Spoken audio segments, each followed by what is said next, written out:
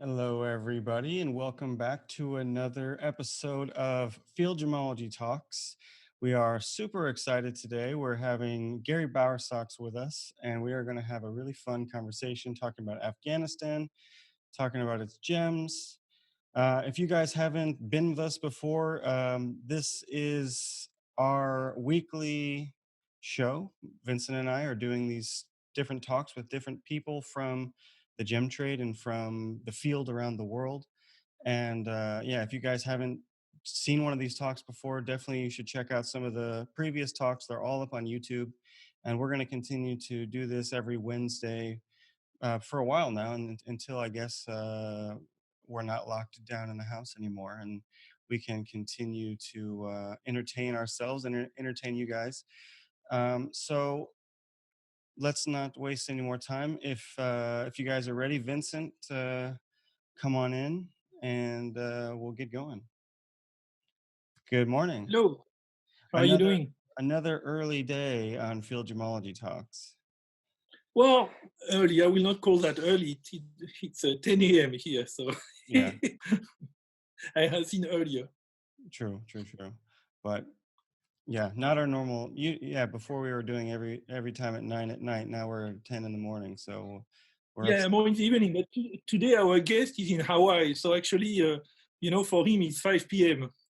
Yeah, So so that's yeah, good. the time today is quite bad for people in Europe. For people in Europe, I think it's about 4 o'clock in the morning. That's very early, Yeah, but but for people actually in here it's quite California, convenient. that's great. For people in Australia, Yeah. they're here, so that's good. Okay. For people in Cleveland, Ohio, they're here too. So welcome everybody. Yeah, looks like more people are coming in and But coming I in. see you have quite a lot of people from Europe. I see Adolfo, I see Alicia from Spain. Okay, so people are Uh, staying up late. I guess that's good. That means we're yeah. entertaining enough to stay awake for. There is Jérôme from France. Yeah. Some people, yeah, there are some people from Europe. I can see some of them. No, it's good. It's good. Okay. Well, thanks for being here, Okay. everybody, and thanks for staying up late if it's the middle of the night for your time zone. So, Okay. so we're going to talk Maybe, to Gary today. So, Vincent, what's the story? How do you know Gary? well, I know Gary because of his books. Number one, when I wanted to go to Afghanistan in 2006, the first thing to do with field expedition by way to see at least a research on field expedition is first you read everything that was published on the subject, so Yeah, then you know what is the state of the knowledge, and then you try to add some piece of knowledge to the building. So in order to go to Afghanistan and Pakistan and Tajikistan in 2006, I looked in the literature, and of course I knew the book Gemstones from Afghanistan by Gary, hmm, and also another book, The Gem Hunter. So I was able to get these books, and I read the books, and both of them were super useful. They were very different. The one on Gemstone from Afghanistan was a book with a lot of information. You had GPS data, you had the history of every mine. So it's more academic. We did that with a lady called Bonita Chamberlain. And and then the other book, The Gem Hunter, was more about a kind of autobiography from Gary explaining, how he went to Afghanistan and everything. And actually, both books were super useful in order for me to get myself ready and how to travel there, how to get ready for everything. So that's the way, I somewhere I met Gary. But later, I was able to have a breakfast with him thanks to the former director from GA in Bangkok, who was a friend of both of us. And one day he told me, "Hey, Vincent, there is Gary Bowersox in Bangkok. Do you want to have a breakfast with him?" And so, we had a brunch.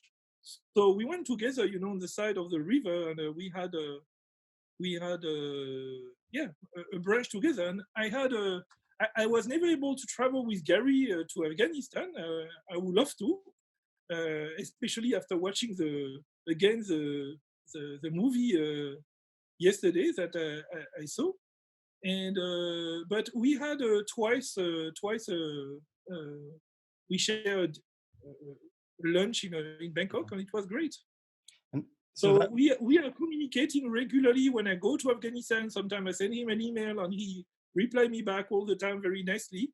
So that's why I invited him to come today in order to speak. yeah, that's I so think that cool. will be interesting. Can you call him? Yeah, Will Gary, you if you are ready, come on in and we will welcome you in.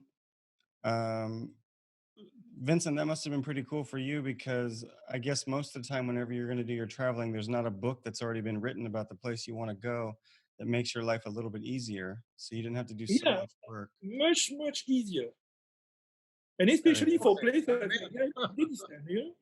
Hi there. hello, welcome. Good How are you looking doing guy. today? Are you? No, his book was super useful to me. Really useful. Yes. I have that book as well. That was one of the first books that I bought when I was starting to, buy gemology books. And I just saw the title on Amazon, Gem Hunter, and I was like, well, I got to check that out. But actually, I never got a chance to read it because I moved to Bangkok right after that, and I didn't take the book because it was really big. So it's still at my mom's house. So I keep meaning to get it so I can read it. But now I can get the abridged version live. So this could be maybe even better. How are you doing today, Gary? Very good. Thank you. And aloha from Hawaii. Aloha. So it's evening time for you now, right? Right. Yeah. I'm 5:30, something, or 5:15, I guess it is, something like that. Okay. And so where in Hawaii are you at right now? I mean, obviously Right you're in at home, but lockdown Waikiki. All the hotels are shut down because of the virus. And you can walk the beach or go swimming, but you can't put a blanket down and stay on the beach. okay. It's like a ghost town compared to what it normally is. Wow. So is that good? Is it nice for it to be quiet or it's better when there's more liveliness? No, because everybody needs to go back to work, so they've got some money. Ah, I see. I see.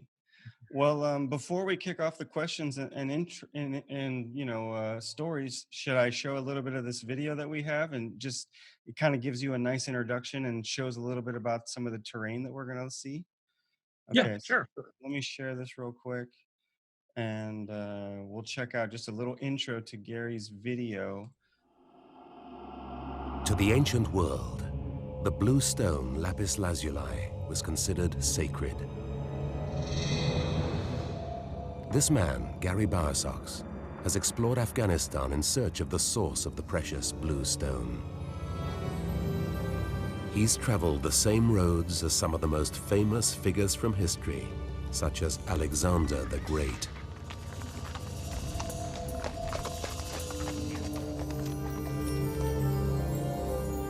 This is the story of one man's endeavor,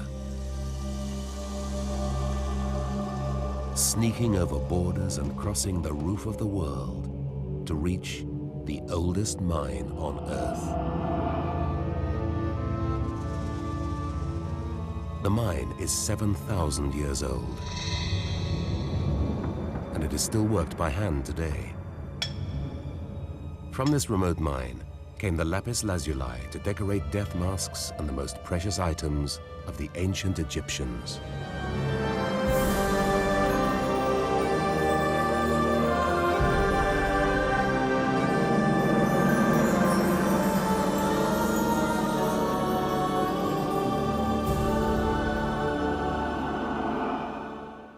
So that was just a little sample of your DVD.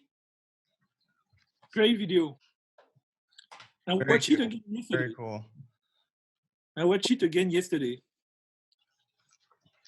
I haven't Yeah. gotten a chance to watch the whole thing yet, but I skimmed through it and just see some of the terrain and some of the stones. It's such a beautiful place. It's crazy that it's so hard to get to and it's so hard for people to get into the country because it obviously is a really one of the very beautiful places on earth, in the mountains and just some of the scenery that you go through. It's like, wow.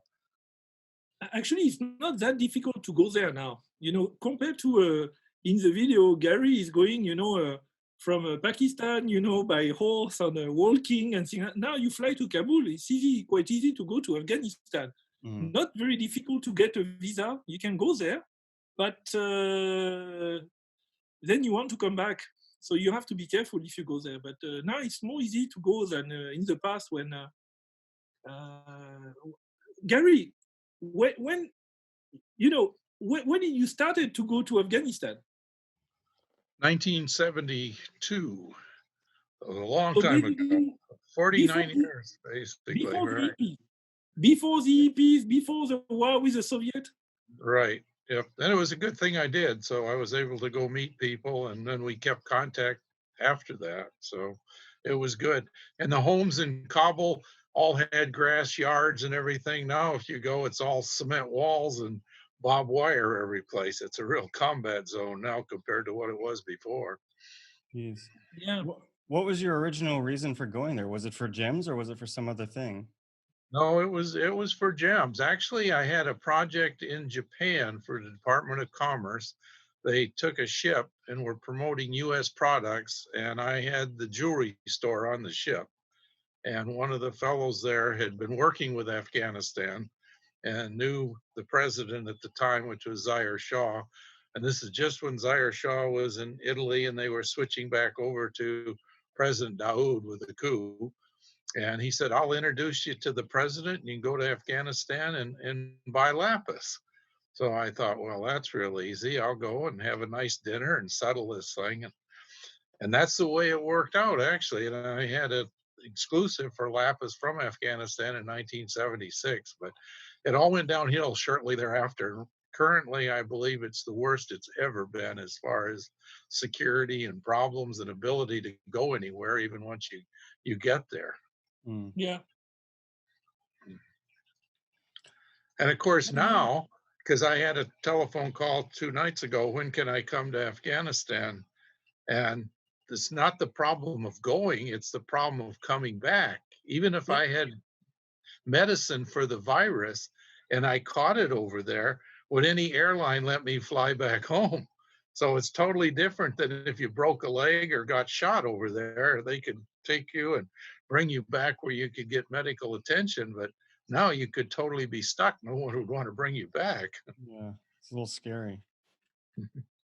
So was that the beginning of your life in the gem trade, or were you already a pretty seasoned gem trader and explorer by then? No, I had a jewelry store in Hawaii. Actually, we built 5 stores total, starting in 1962, or no, excuse me, 72, right? And so I'd been doing the jewelry, but not so much overseas or any particular item. But Okay, so you were pretty so. But I mean, taking the leap from running a jewelry store in Hawaii to going to Afghanistan, this seems like a really big jump for a normal, store owner. How did you decide that this was a good idea? well, I started to take the GIA classes, and 3 days out of college, I bummed my way around the world. And so I like traveling and having a jewelry store. Someone walked in one night and said, President Lincoln in the United States turned the slaves loose to become retail jewelers. And that's the way I felt. 'Cause in Waikiki, I had a store that was open from 11 in the morning until 10 at night and 7 days a week. So we couldn't go anyplace. Okay, so then suddenly you have an opportunity and you just ran with it. We got a chance to sell the stores, so we did. And then I went wholesale.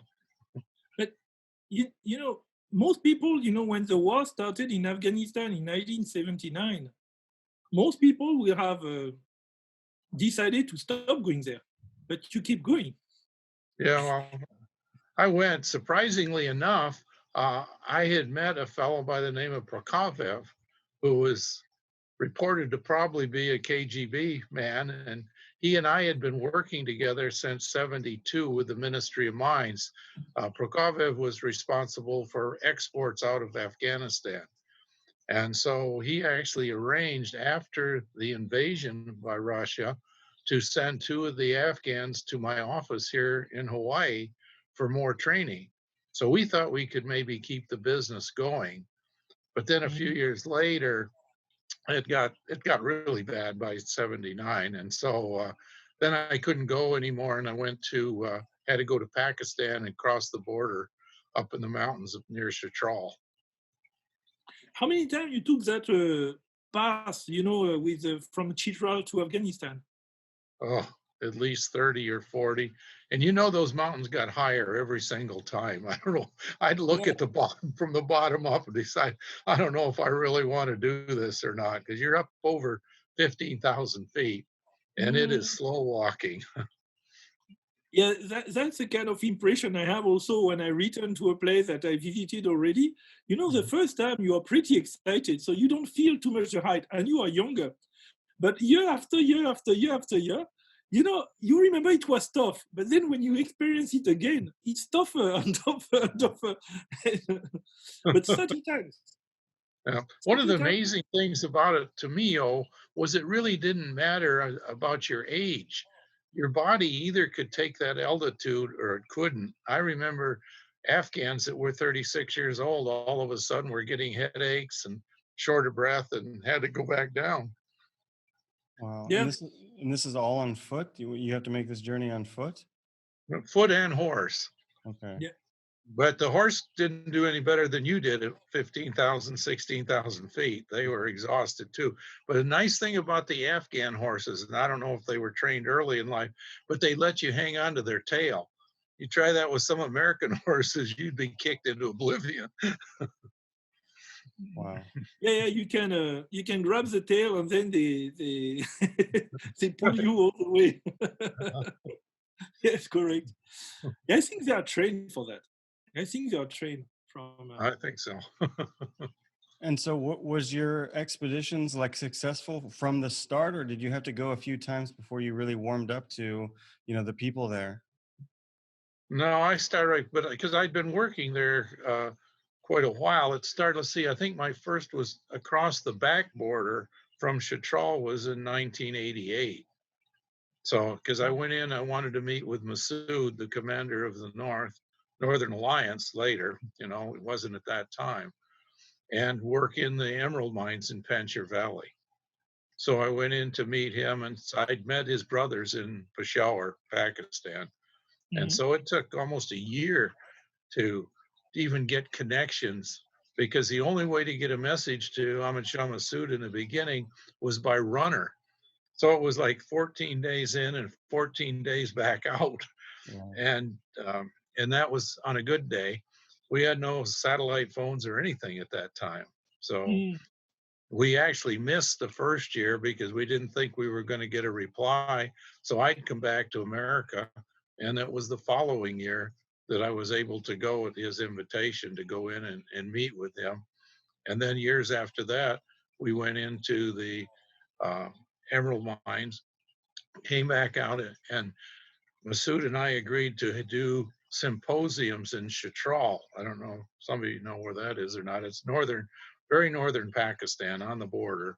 And we also took other commanders and notified them. So we had about 40 Afghans coming from different tribes to learn how to explore for gemstones. And I brought experts over in mining and gemology and geology. And also, we talked about exploration, of course, and then how to get the gems out of the mine, how to extract them, and then we talked about marketing. So it was interesting. We had over 50 people at our seminars. Wow. We did 7 of those in Chitral, 7 different years. And so were you That was, speaking as like a person with mining experience at that point, or were you just there as a guest, or? No, I was a gemologist, but we had trainers like Dr. Larry Snee, who was one of the directors at U.S. Geological Survey team out of Denver, Dr. Roshan Bapu, who was a mining engineer in primarily gold and gemstones. He was originally from Pakistan, but was the head of the engineering group out of Tucson, Arizona. And Dr. Gene Ford, who's passed away years ago, but he was a world expert. Probably has written over 1,000 articles on gemstones. And Andreas Wirth, who was a gem collector and mineral specimen collector from um, Germany, and Guy Clutterbuck was with me also. Many of you know Guy. Mm. yeah. I think both of you and Guy were for me, you were the two scout the two people, you know, in the gem trade who actually went to the mine and went to visit Afghanistan. I was able to go one time with Guy in 2011, I think. But we went to the emerald mine. Actually, I was not able to go to the emerald mine with Guy. I went to Hinge, and then I get such a food poisoning that I had to spend most of the night in the toilet. And then the next day, Guy was able to go to the mine, and I was sick, and I stayed there. And it's just 1 week later that I was able to go to the mine, but I went alone because Guy was gone already. So I went with Guy in Kabul, in Banshir, but I was not able to go to the mine with Guy. That happens a lot. When you watch that film, as a matter of fact, because we had people from BBC, ex-BBC people on that trip as photographers and producers. And the reason we didn't get all the way through the border the first night, because we couldn't get caught by the Pakistani people. They didn't want us to cross and work with Massoud. They all had diarrhea, so they weren't very fast at traveling. Yeah, no, that's walking with diarrhea is not fun. Not No. fun at all. They But gave it me to happens drink. to everybody. Everybody that goes over there sooner or later. I took my wife on one trip, but I started asking her the fifth day, "Do you feel all right? Are you sure you're okay?" "Oh, she's fine." But about the eighth day, it went totally the other way. Yeah, they gave me But to your drink the stomach water gets from used to Panjshir. it after a From the while. Panjshir River, the water directly, not boiled. Oh my Yeah, God. I yeah. got amoeba. It took 1 week, 1 week to cure that. No, you're What a lucky. disaster. That's all. We used to pass out Pepto Bismol when it was liquid, and we called it pink champagne. Oh my God. So No, Gary, no, that was. we got already like a ton of questions popping up, but a couple people asked the same question. So I'll ask that one first while we're speaking about it. What was your impression of Massoud? And do you have what was your experience like to meet him and to be with him? As far as I'm concerned, of course, I couldn't done anything I did in there without his permission at the time and work with him. But he walks three feet above the ground, in my opinion. Just I've never met a person like him. He didn't matter if you were the king of Afghanistan or another country, or you were the donkey man. He was on everybody's level, tried to help everybody, and almost every time I visited him, which was probably 30, 35 times, he'd have anywhere from 5 to 25 people waiting to see him with their family problems, their government problems, the war problems. And he'd sit there and he'd write notes to people and try to help take care of things. And Afghanistan, if he could have been the true leader, which I don't think he really wanted to be, he kind of wanted to be defense minister, but not the top man, it would have been totally different today. But the problem is, he wouldn't have put up with all these political situations. He certainly wouldn't put up with any drugs. He put soldiers in jail for 4 days if they smoked a cigarette. So uh, and he's totally kind and personal, but yet he was one heck of a strategist. He could have won the war if the other people hadn't got involved, and so much money would have been sent to Pakistan, and Pakistan supporting the Taliban in the end. And of course, Al Qaeda was pretty rough to fight as well. Yeah. But yeah, just to sum it up, he was just an unbelievable person. I've never met anybody like him before or after. Okay. And so when you were speaking about the meeting about the mining with all the different gemologists and geologists and miners, we had a question from Risha Goyal. She's asking, were they already mining that area before? And did that meeting change? If they were already mining, did that change how they were mining or their techniques or whatever? Of course, Afghanistan mining has gone back over 7,000 years with the lapis, but they started mining emeralds about 1977. Okay. That was the first time. So they were just starting, and they were exploring stones. So I was able to get all the original stories about how one fellow was walking through Panjshir Valley and found an emerald on the ground, and that's usually the way it starts. And I've been in the offices of the Ministry of Mines in Kabul when they had some little vials of emeralds, about 20 pointers, 30 pointers, and weren't even good quality. that they knew came from Panjshir. But I planned with the Minister of Mines and Larry Thompson, it was from the U.S. Embassy. He was the business um, consultant there. And we were going to go in Prokofiev, we were going to go up to the mines on a summer trip, but it got canceled because the Afghan Panjshiris protested against the government coming up there to look at the emerald mines. So that's still a little bit in existence today. Yeah. Yeah. Last time I went to Panjshir, I remember, as I told you, we were dressed up like you do. We were dressed up with the local clothes, and I had a long bed. And when we started walking in a hinge to go to the Kamar Safi, the emerald mining area, I was with my cameraman, and about 5 minutes after starting walking, when we were just barely leaving the village, there were a guy shot 3 rounds of AK-47 just over our heads.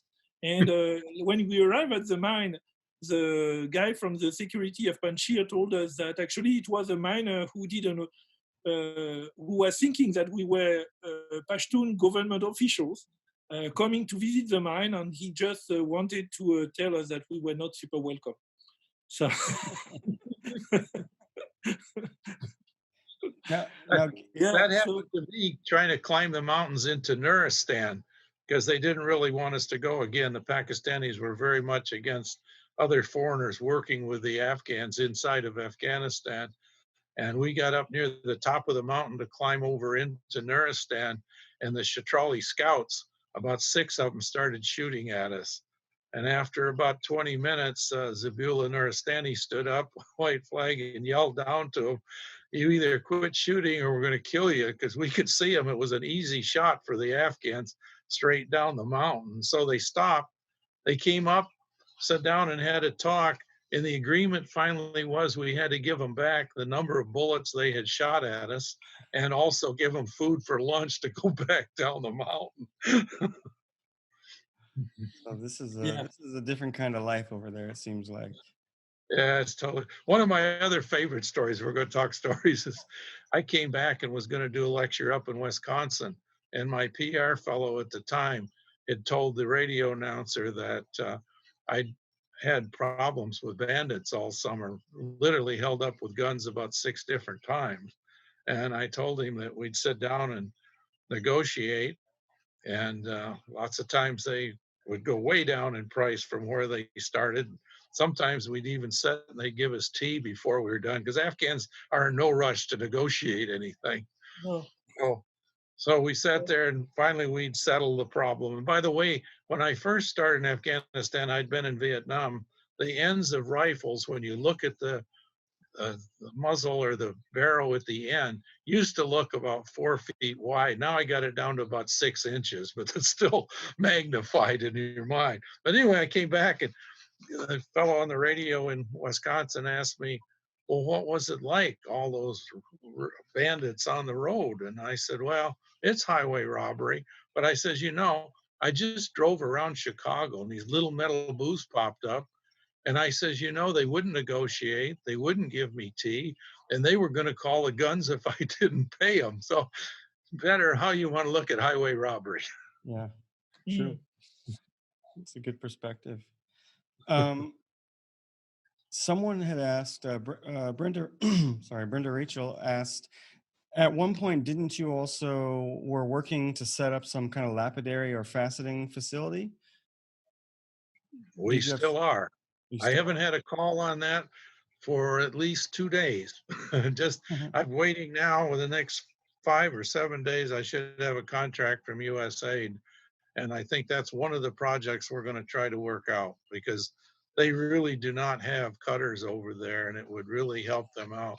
Even if they just cut the smaller, inexpensive stones, and it would increase the value to the point they could market them. So the idea right now that we've talked about and worked on the last few months is to have cutting operation in Jalalabad, in Kabul, and in Panjshir. That sounds cool. Thanks, Brenda. So yeah, you went on so many trips. But when did you actually get the idea that you should start to write down some of these stories and do your books? Did you have that idea from the beginning, or did that come later? Yeah, strangely enough, I kept diaries on my trips, and that's what helped me write because it was 20 years later before I actually started writing. But I did a lot of library work. I spent weeks in the Library of Congress at different times, split up, especially their map department. If anybody's ever looking for maps, they've got maps before they had paper on skins. I don't know what the value would be of some of those maps, but the nice thing back then, and I haven't been there in about 10 years, they'd let you take pictures, or in some cases, they had copy machines. Because once I started being forced to go to Pakistan and climb up over the mountains and couldn't go to Kabul, I wanted to know where all the passes were we could possibly get through. Mm. I never found a comfortable one other than the Khyber. Actually, the Khyber Pass is pretty comfortable compared to all the others. Gary, you say that you were keeping diaries. Is that some kind of habit from being an accountant? I don't I'm know. keeping I don't diary know. because I was a tour guide and I There had was to no, write no report money on in the book. it. You know what? You probably had a point. I never thought about it, but each time I had to hire guides and donkey people and everything. So I did go back to those diaries to look and see what I paid the year before, 2 years before that at times. So can you tell us a little bit about your background, you know, from the childhood on how how you end up, a young guy from America end up, being the number one world expert, on the gem trade in Afghanistan. Well, maybe sometimes things happen that are supposed to happen because I started off about 6 years old. My father was a baseball player, and I started playing, or police playing catch and learning how to swim. And was probably 12 or 13. We were playing football, and I had my first shotgun. Started with a BB gun at 10, and my own shotgun, and doing hunting at 13. We were camping, so I just got that extended into Afghanistan with the hiking and the camping and crossing the rivers, and I was ready for it. Plus, then I went on to Vietnam and learned about war and politics, which is a kind of a school of hard knocks, but that You hasn't were in changed much. audit. You were in accounting and auditing. Yeah, but auditing was different. In Afghanistan, our auditing with Army audit was, for instance, in my situation, General Westmoreland would call, I want to know how much petroleum we have at Long Ben or Benoit. And I'd have to send my guys out. I had 60 guys, and we'd have to figure out where the petroleum was, where the tanks were, and all of this stuff. And even our own guys kept stealing from one another. Special forces would go in at night and take other people's trucks away. And we were trying to find receipts as auditors, and it didn't work out very well most of the time. One of the better ones, though, they sent me back from Washington 2 different times to find out how much fuel they had at Long Ben. And finally, or Benoit, excuse me. Finally, I was able to send in the third report because they rejected the first two, and tell them there was nothing because the VC had blown it up the night before.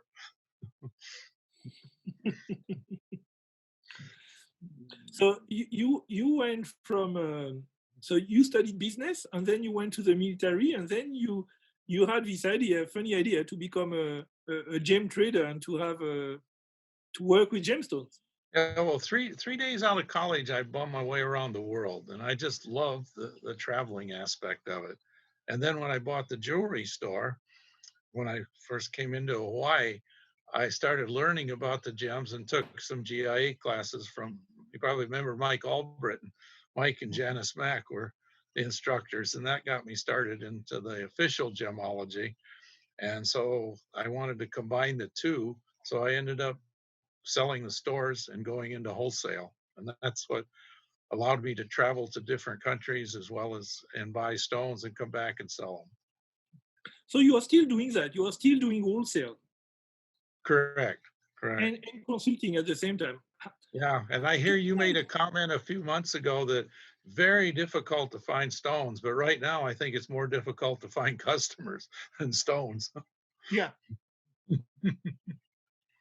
So how did you finance all these expeditions? It was out of the gem trading, or Yep. how were you doing Everything. I always had my own company, and I would sell stones. And when I was doing the seminars in Afghanistan or Pakistan, it was all paid for, which wasn't expensive. You know, we bought meals for the students and stuff like this. So, yeah, we'd get by with probably $3,000 for the 2 weeks of classes. And if my instructors were nice enough to volunteer, at times paid their airfares, but it was sort of a mutual project for everybody. So it wasn't terribly expensive, but yes, my company paid the expenses that had to be paid. there is something very unusual with you, because most of the gem traders, at least the one that I meet regularly in Burma or things like that, there is working as a field gemologist, I face usually two problems. Miners are afraid to speak because they are afraid to get targeted by people, to get stolen their mine, and dealers are telling stories. And usually the stories, they are not telling usually where they are going, what are they doing, and things like that. But you are one of the very few gem merchants who actually, wrote some books with GPS data about all the place you went, all the location of the mine. I have never. It's not very common for a gem merchant to write books about all your expedition, about the place where you are going to buy stone and things like that. This is very unusual. This is. You know what I say, Vince? Somebody who's copying you is just behind you and following you. He's not going to beat you to the end because you're ahead of him. Yeah. But Massoud, Ahmad Shah Massoud used to bring stones for me to look at and tell him what the value was, because some of the soldiers would get them and give them to him or something else. And I used to tell him lots of times he's got just junk. And he said, but this ruby came from Panjshir Valley. And I said, no, that guy's talking like a fisherman. He's not telling you where it's from. Those are only emeralds in Panjshir Valley.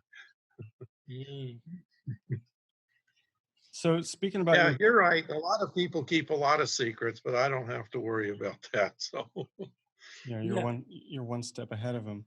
So speaking about your books, Risha from Singapore had asked, where can we actually buy them? Are they available online, or is there? Yeah, best way for him being outside the United States is Amazon. Okay, Amazon. And they've got the hardcovers, but we also have the ebooks, which you can download. I think it's $12 or something. Okay, yeah, she was asking us specifically that too. Is any on Kindle? So okay, that's cool. So yeah, if anybody's exploring over there, what's one of the things to plug the book? The back of the book has all the known locations of not only the gems but the minerals of Afghanistan by latitude and longitude.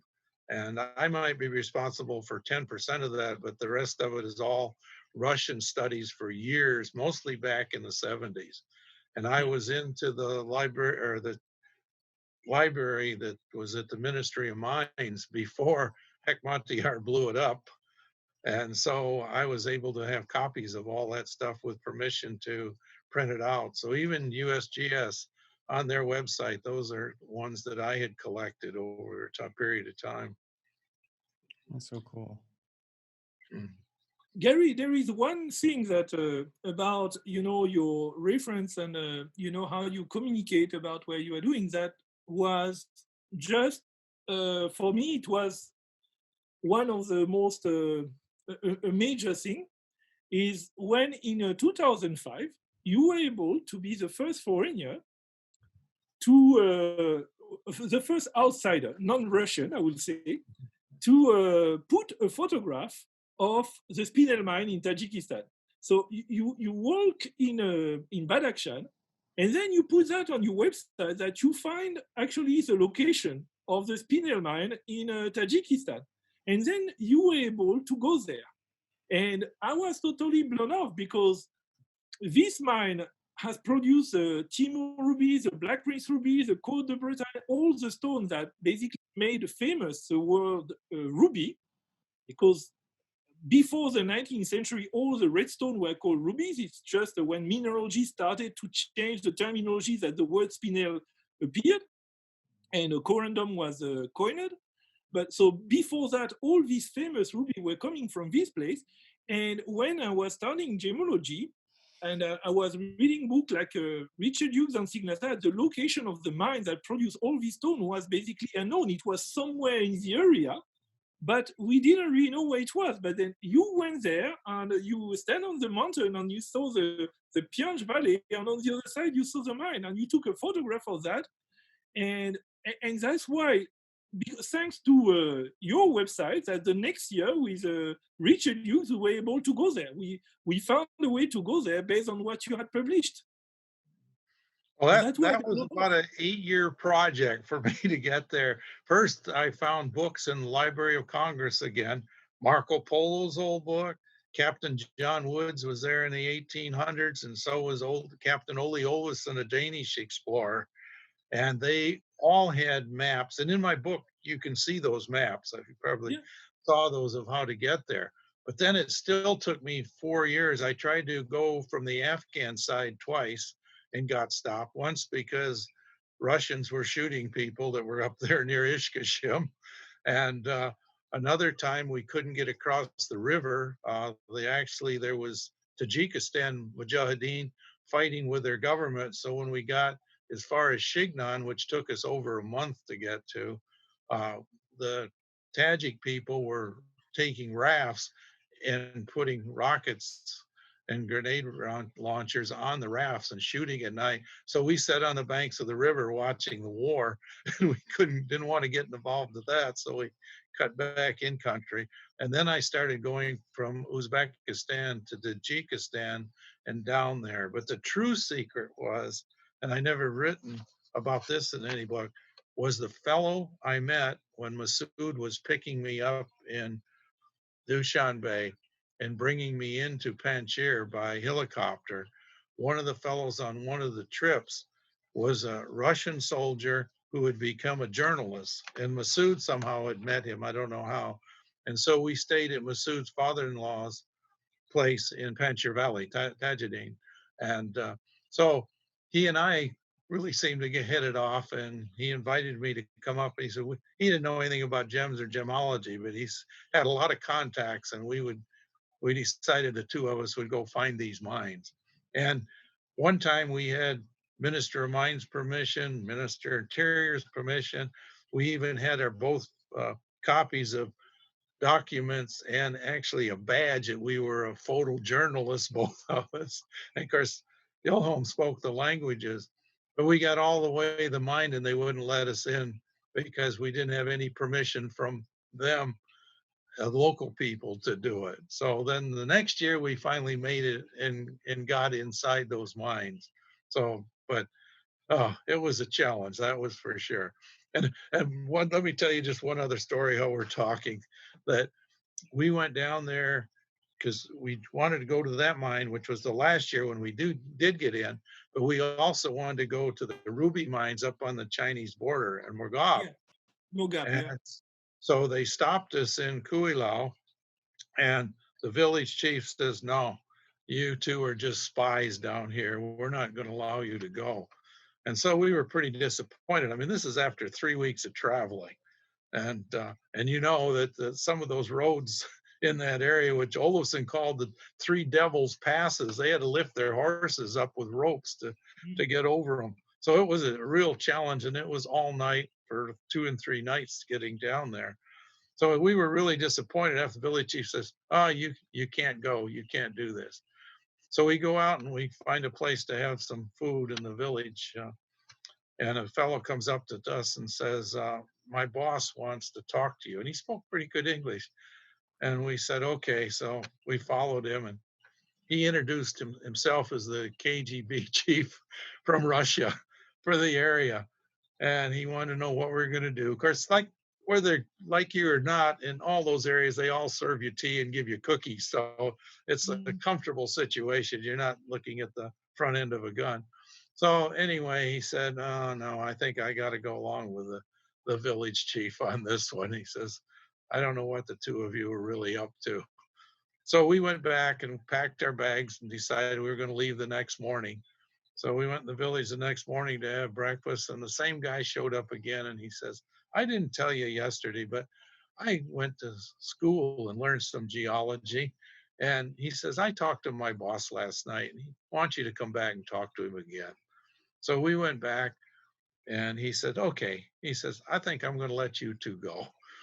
I'll give you written permission. We said, that's great, but you got to take care of that village chief because he threatened us with jail, throw us in prison if we ever left the area in that direction.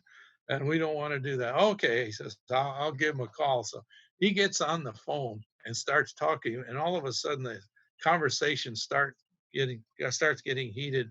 And I don't know, some of you probably are old enough to remember Khrushchev. Anyway, after about 3 minutes of a real heated discussion, he took that phone and he slammed it on his desk and he pointed at us two and said, you two, he says, you go anywhere you want in this country. That man told me I had no power. He wrote us out some slips and we took off that afternoon for Moguk, and it was getting about 7 o'clock that night. And we'd left like 10 o'clock in the morning on these empty roads. And we come across an area that was all barbed wired in, and they had 2 buildings there. And we had no idea what we were going to stay. We expected, like Afghanistan, you can always find somebody's door to knock on and go stay with them. So anyway, I got out and opened up my passport and walked up to the barbed wire fence, and there was a guard standing there with a rifle. I showed him that. It was obviously he couldn't read it. He said, Mr. Gary, and I said, yeah. He says, oh, come on in. Got bed, got food. You can come anytime. So we stayed with them the night, and then when we went on, and by the time we got to Mogu, they knew we were coming even. So they had a place for us to stay and took us up and showed us the mines, and even had dinner of Marco Polo sheep, which is, I think, on the extinction list. That's what they were eating. That was in What happened to 2005, you when correct? you were there? Excuse me, That go was ahead. that was in 2005, huh? Yeah, right. Yeah, because we went the next year with Richard, Mhm. and it was a little bit the same kind of thing. We had, we had a kind of permission from Dushanbe, but when we arrived first in Korog, in order to go to Kulilal, that was a nightmare because the local chief of the village, or the chief of the miner, I don't really know who he was, but he was not feeling very comfortable to go there and things like that. But actually, at the end, our guide was able to negotiate for us to go to visit the old tunnel. We were not able to go to the main tunnel at Kulilal, but we were able to go to the old tunnel that maybe date from 14th century, or I'm not exactly sure. 1200, I traced it back to, Vince. Huh? 1200, and there was 408 tunnels in there, according to Ali, my gemologist friend that went with us. But those tunnels, as you know, my hips would break them down on both sides. They were like small holes. Yeah, they were tiny. They Yeah, were tiny. Nothing at all really compared to tiny. the nice tunnel that you saw on the video about the lapis mine. They were a tiny tunnel where we had to crawl, and sometimes you had a window like that where Dana Shaw was able to put his head on looking through, but sometimes they were just like that. Yeah, but then they go up, they go down, or they go to the left, they go to the right. Yeah. After about 50 yards, I told Ilham, either I want a 200-yard rope or I want to get out of here and go empty. You can get lost in there. It's all rat holes. It's a maze. It was a maze. But and then we went, but we were not able to. On the way back, we were never able to visit the main tunnel because we were able to go and meet the head of the miners and have breakfast with them. But for some reason, he at the beginning he said yes, you can go, and then he said no. And then all the miners went out from the mine. There was a shift, and we were not able to go. We saw the entrance of the mine, and we were not able to enter. So that's maybe you can blame me for that because remember they had that little train car at the front. Yeah. We took it all the way to the back and it broke, It took us 2 hours to get back out of there in the dark, and I don't know if they ever got it fixed again. I don't know. No, Yeah. but after that, you had Patrick Voileau who was able to go there after us, and he was able to go inside. Mhm. So I think for us it was just bad timing, and I don't know exactly. We'll probably never know.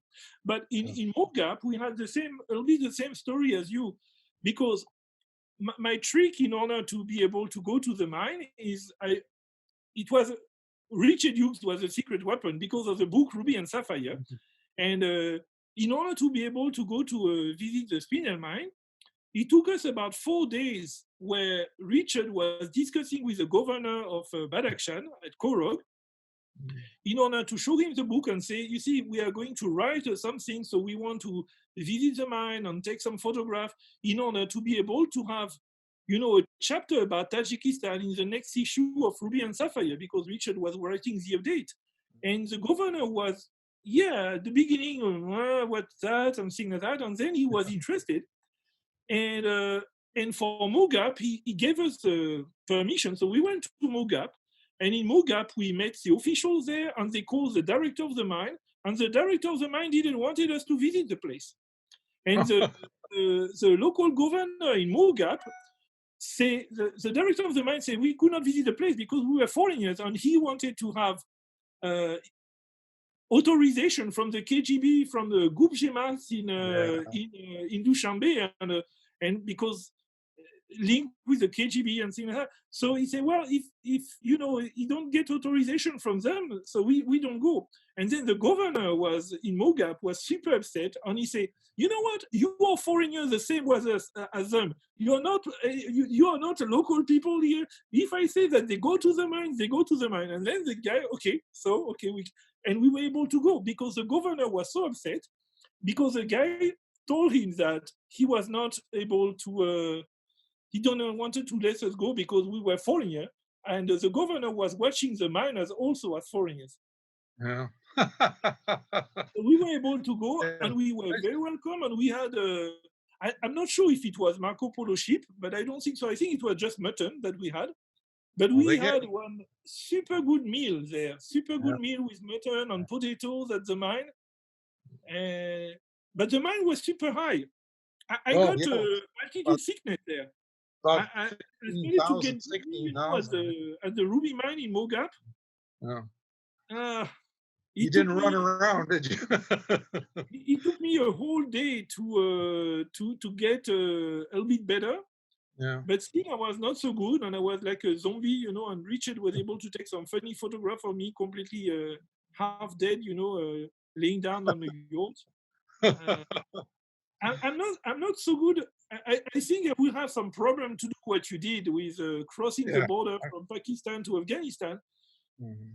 because I have a kind of when I reach 4,002, 4,003, About 13,000. Yeah. You I can't. start to And the get other some thing I problem. learned, you can't sleep up there. You try to sleep at 13, 14,000 feet. All of a sudden, you feel like all your body functions have stopped. You wake up suddenly, and you have I to could not sleep. move. You're right. I could not sleep. I spent one night, I could not sleep. The night after visiting the mine, I could not sleep at all. Mhm. I was laying down and trying to sleep, but could not, Yeah. and barely able to walk. But now we're a And little you bit cannot go older. It would down really be because tough. it's a plateau. You say, well, you have to go down. Yeah, but the down is 150 kilometers away. You cannot go down. You're on a flat plateau. And it was a disaster. And all these guys were joking after me. Dana was joking after me, and Richard also. And it was, for me, it was one of the most. I think one time I got upset against them because Dana was bullying me. It was funny. It Yeah. was funny. I'm not doing that well with altitude. Yeah. That's yeah. Well, in Afghanistan too, you not only had the altitude, you had the minefields. And I screamed at our producer one day, "Get back here. Nobody's going to come and get you." We'd agreed nobody was going to go off and take a walk. Well, he walked right down by the stream and didn't realize he'd walked through a minefield. And he was lucky to find his own steps in return. So So far, I never had any problem with that.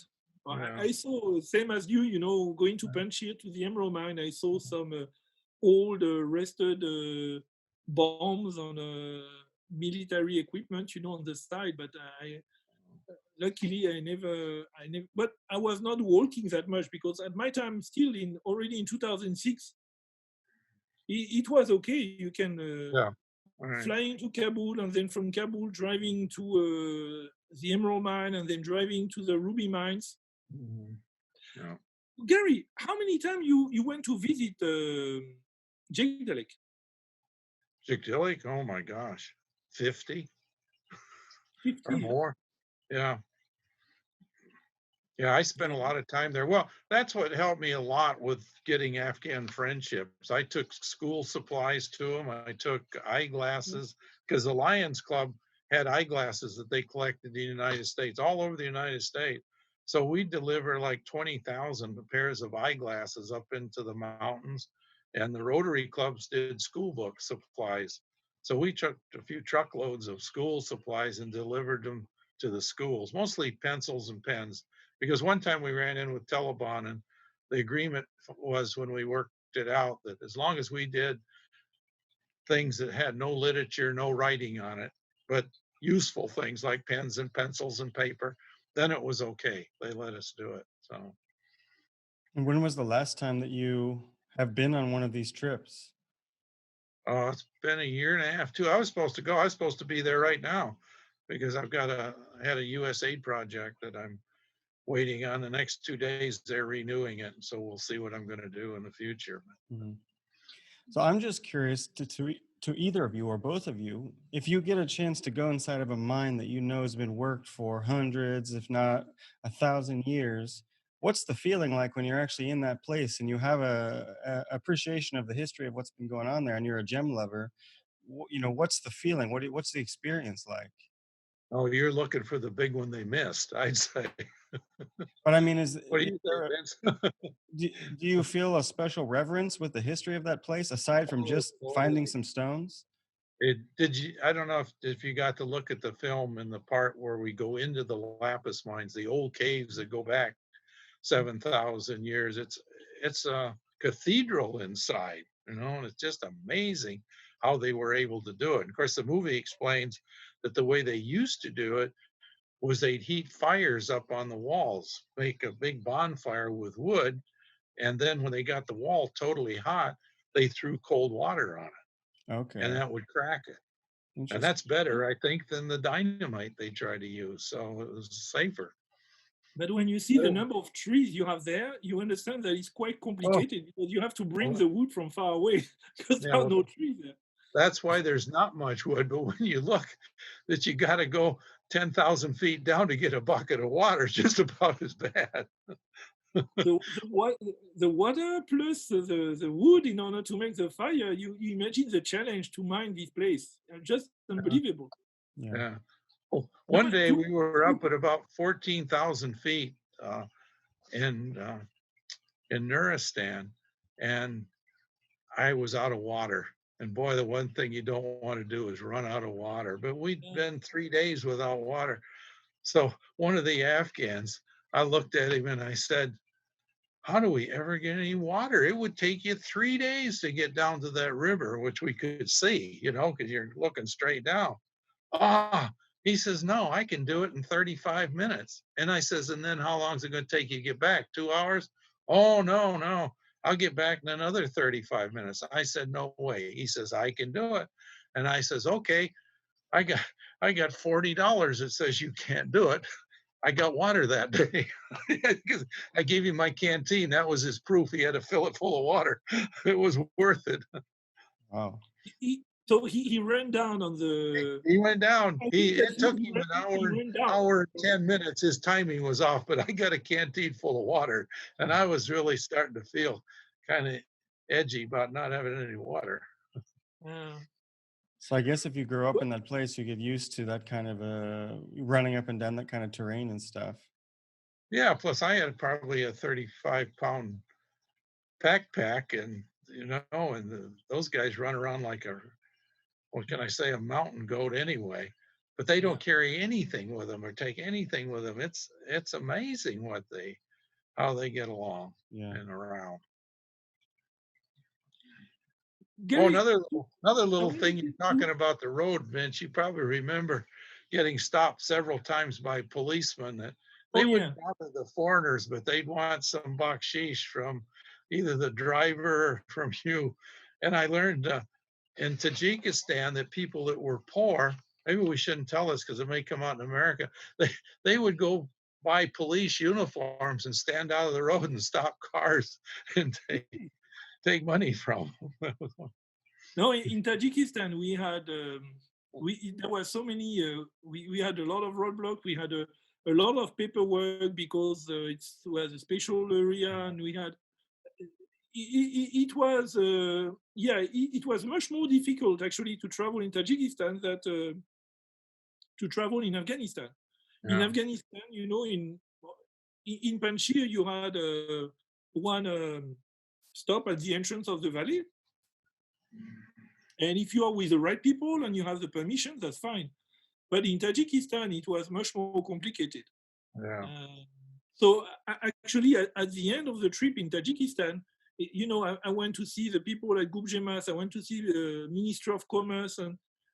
But in Dushanbe, you know, when you are interested in gemstone in Tajikistan, I think because of the past, because most of the Soviet strategic minerals were coming from Tajikistan and from Kyrgyzstan, I think there is a kind of cliché there, or a kind of logic that if you're a foreigner and you're interested in mineral, you're a spy. I think it's kind of something that, and you say, no, I'm a gemologist, I'm interested in gemstones, nobody believes you.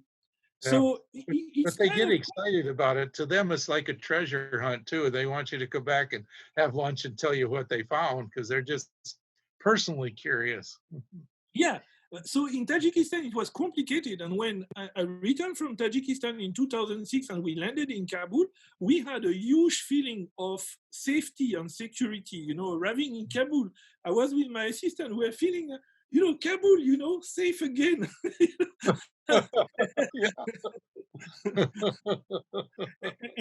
and then we went to Jagdalek, and then we took the Khyber Pass and we returned to Pakistan, you know, by the road. That was it was after Tajikistan. Nothing bad happened to us, but it was the mistrust. Nobody was trusting us because I think that everybody was thinking that we were spies. So well, they just don't have foreign visitors there. You didn't see many foreign people at all. Yeah, and there was 2 American and 2 French. I don't know, maybe. Well, but we were able to visit the mine and that was okay. That was okay, but it took us. There was no place where. Sometimes in Africa, you have to spend one day or few hours with a kind of powwow, you know, discussing with the people, the local people in the village, in order to get the access to the mine. In Tajikistan, for the spinel mine, it took us 4 or 5 days. At the end, we were really feeling that there was no way we would be able to visit the place. Yeah, well, that's why I took 3 trips before I actually got into the mine tunnels. It just, they didn't really want it to happen. It was the old Soviet attitude. They didn't really trust anybody to do anything. Yeah. And you had to have at least 2 people's permission to do anything. Even letters I had were signed by 2 people. Yeah, no, that was. But to answer your question, Justin, about that, when we were able to reach the mine, and even if we didn't visit the main tunnel, but we visited the small old one. Actually, visiting the small old one for me was worth, you know, everything, because I was feeling that maybe in one of these tunnels, the Black Prince Ruby was mine, you know, in one of these places that I was visiting. So when we went out from the mine that day, you know, the weather was beautiful. You had the river on the valley. You could see Afghanistan, and that was one of the most memorable days in all my life. I will remember that day all the time. And on the way back with Richard, we had this feeling about, you know, we had done something, and we were able to you know, to get to the place where, you know, this I got my first interest in gemology because of the black print ruby, because it was mixing, history and gemstone, and I was working on something about the history of Edward of Woodstock, the Black Prince, who was able to get that stone in Spain. And that was my first interest for gemology in the 1980s. So being able to visit the mine, and that was a dream coming true. I was not thinking like few years before that, I will be able to see this mine and visit the mine. So it was one of the greatest feelings in my life. And yeah, as I told you, Justin, I owe you that, Gary, because if you hadn't been there, the year before, and still not so many people have visited this mine. No, it's not easy to get to.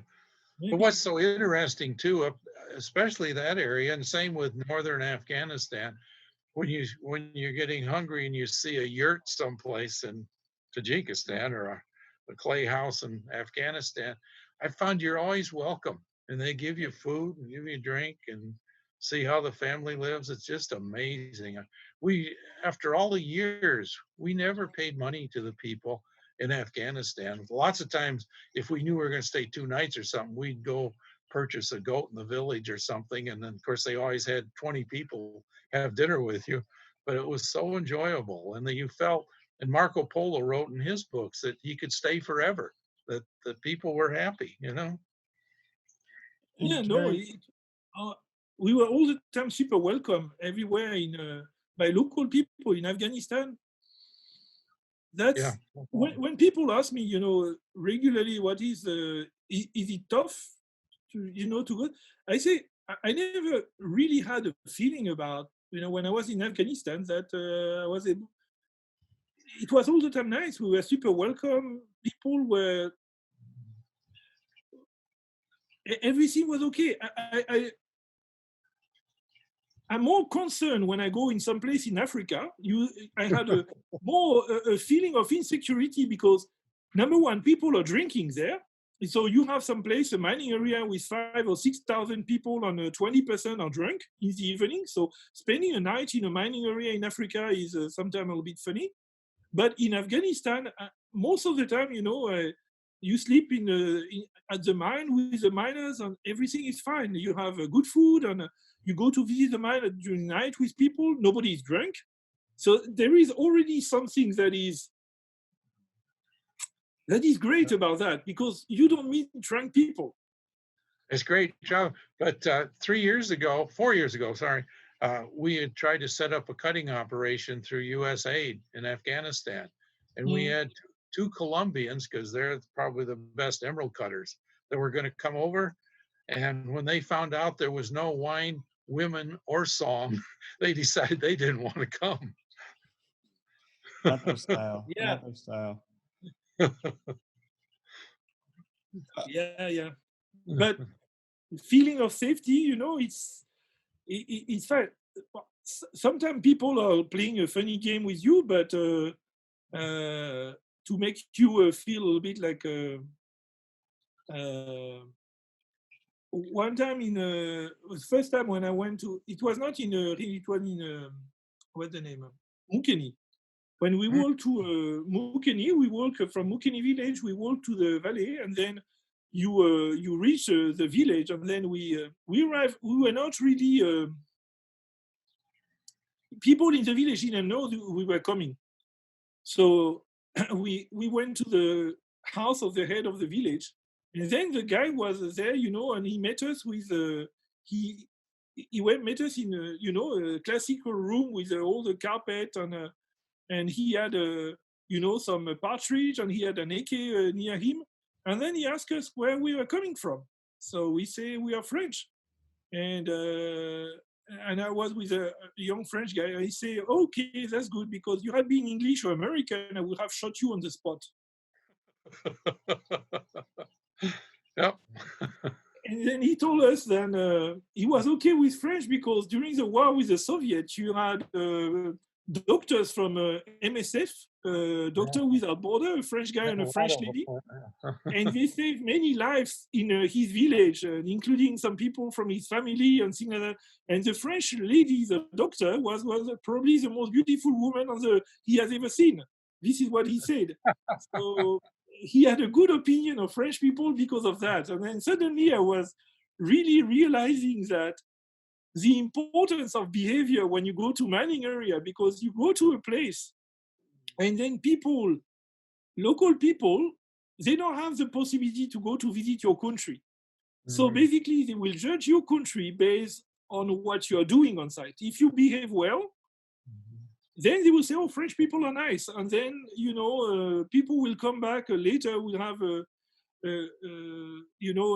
pleasant journey. But if you behave like a stupid, then you are giving a very bad reputation to foreigners and, Hey, and people from your country.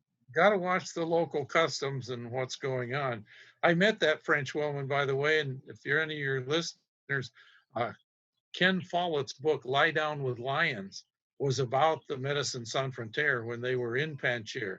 And the problem was the lady went and took a bath, took her clothes off in Panjshir Valley, and Massoud had to tell her she had to leave, So just that one little thing. Yeah. But to come back to that story where he said the British and the American, later, my local friends say, "Oh, it was, that story was wrong. He was just willing to impress you, to make sure that you will be quiet and you will be." It was mainly a stage. If we had been English or American, probably we would have said, "Okay, that's fine. If you had been French, I would have shot you on the spot." But I think that it was a kind of sentence that he had for every foreigner coming to see him, because he wanted the guy, to behave in his place. He said, "No, actually, the guy is nice. He just wanted to be sure that you will be okay. So it's just, a show in order to to make you quiet." Oh, another one, Commander Malik up in Escarzer, who controlled the lapis mines for years. He used to tell me he hates Americans, especially CIA guys.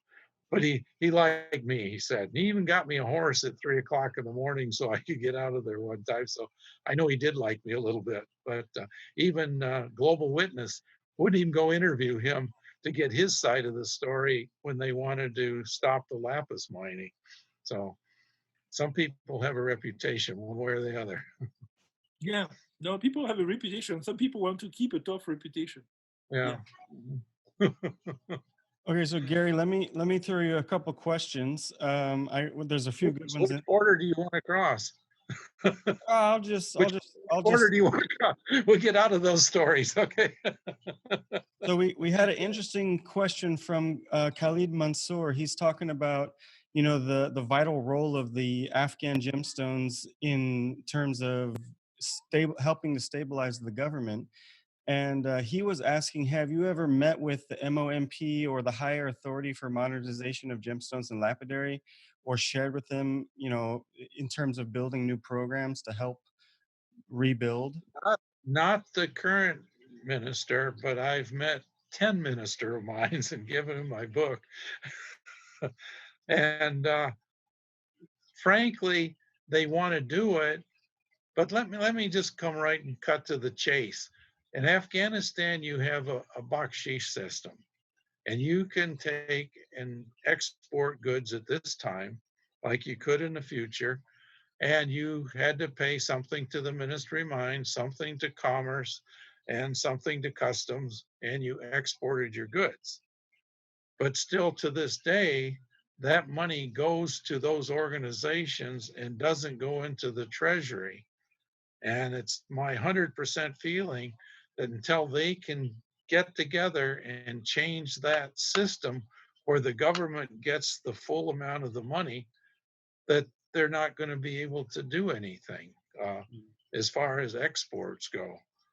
Because the Afghans currently have to pay a percentage in most areas at the village to take their goods out of the village. And Massoud set that up way back. He had a 10% tax was paid in the village. And well, today, if you're going to mine in Jagdili, you almost have to go to Pakistan and pay the Taliban some money, or you're going to get stopped one way or the other. So it's the financial systems that's the problem. Everybody wants to do it. I had meetings with World Bank and about 20 Afghan miners, and we agreed if World Bank or USAID or whoever wanted to do it would pay for the Ministry of Mines so they didn't need money from the other people, then they would give out mining licenses and everybody would be happy. But the problem today is to do it the way the mineral laws are set up, you're going to pay somewhere between 40 and 80% taxes and duties before you get your goods out of Afghanistan. And I'm including the village pay and the policeman's pay and everybody's pay along the line. But just the mineral laws require like 37%. Okay. And so you can't do business that way and sell your goods because you have to compete in the world market. So that's the problem. Yeah. But yeah, we were talking with the USA just a month ago to try to do something to get licenses for the miners. But there's really no benefit really to some people in Afghanistan because that would make it totally and up on top of the table legal, and then nobody could charge bakshish. Yeah. And so he asked another question later that was, I guess they formed a new law in February 2019. Have you seen this? And do you have Yes, any ideas about this? Is this is this better or is this worse or just more? it's closer. The first one was written by Mary Louise Vitelli, which I'm familiar with, and that got turned down in their Congress because it was written by a foreigner more than anything else. But the new one it's okay. It's just they have to bring down the value or the amount of duties and taxes in the situation, and also take into some type of consideration what the miners are already paying to get their goods exported. Yeah. Of course, if we can cut goods in Afghanistan with export cutting, that also would increase the value within the country. And that's one of our number one goals right now, because that's a possibility of getting done because it doesn't have anything to do with exporting rough. Yeah. And so do you know offhand what's the tax now with the new law? Because you said it's a little bit less. Is it much less than what Well, you're seeing? it's still going to come up to probably, I don't have the figures right in front of me. You're going to be paying around 30%. But then you've got all their other payments too, the villages and all this. So Yeah. that's the problem. And it's the time. It's 2 weeks minimum to get anything out of Afghanistan. So Okay. You know, you have to send the thing to Pakistan, to Namaquandi and to Peshawar. well, they don't want to do that. I saw one report last week that they wanted to cut off Pakistan, make it illegal, even if they have the new system in effect where you've paid the Afghan taxes, still say that Pakistan cannot purchase goods. Well, Pakistan's their number one trading partner, so that's kind of ridiculous too. Yeah, and it was since you know the war with the Soviet, you had many people from Afghanistan who moved to Pakistan, and actually many people in Namaquandi are, you know, they have cousins in mining areas, and so all for the past 40 years, basically the hub for the gem trade, the regional hub, is Namaquandi. Oh, And still is. And well, if you take the Nuristan area, Konar, Legman, all these other areas, they're closer to Pakistan. It's easier to get to Pakistan than it is to go to Kabul, or you're going to have problems with your goods. So, and of course, ISI, Pakistan intelligence, is involved too, and they're wanting it to come to Pakistan. So that's another problem. yeah, But that's where the tourmaline and kunzite and aquamarine, and there's lots of stones in those areas. Yeah. mhm. Yeah. So it's not easy to deal with that. So sometimes, you know, dealers, from what I see, you know, when I want to buy stone, many dealers say, well, you know, we will send you the stone in Bangkok. That's what I do. I usually I don't get involved in that. I'm just witnessing, you know, where the stone are coming from, and then my local friend sends the stone to Bangkok. And most of the time it's coming by Peshawar through the Yeah, Magmandi.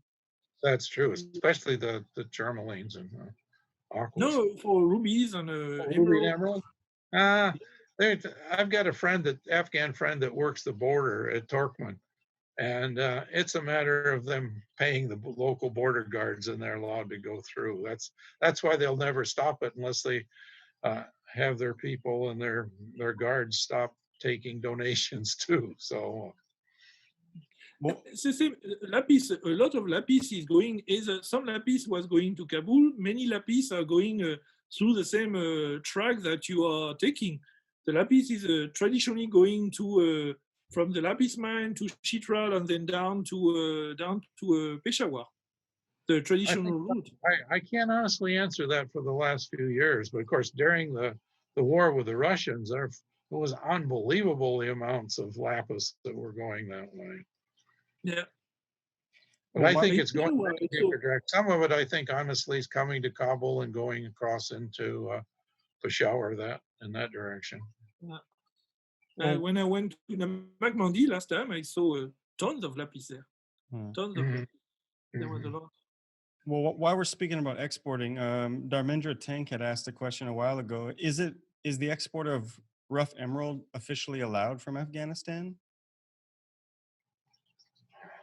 What can I say? It's happening, and people are having full permissions to do it from the Ministry of Mines, from Commerce, and from Customs. Okay, so that sounds pretty official. So there's this. The Afghans are totally flexible, and they always can work out a system. And this is what's happening now that they'd like to change, but they're going to have some agreements that aren't greedy, where everybody's involved. Mm. But yeah, there are and a lot of goods, and you can't blame the poor miner up in the mountains that he doesn't know what he's doing, what he's done. He's never been to Kabul. It's some of the wealthy people that are involved, and they're taking their goods right in and out of the Kabul airport. So Mhm. Okay. Well, let Yeah. me there's lots of emeralds and rubies and kunzite and tourmaline, aquamarine all over the world from Afghanistan, and it's still coming out every month. yeah. One way or another. Yeah.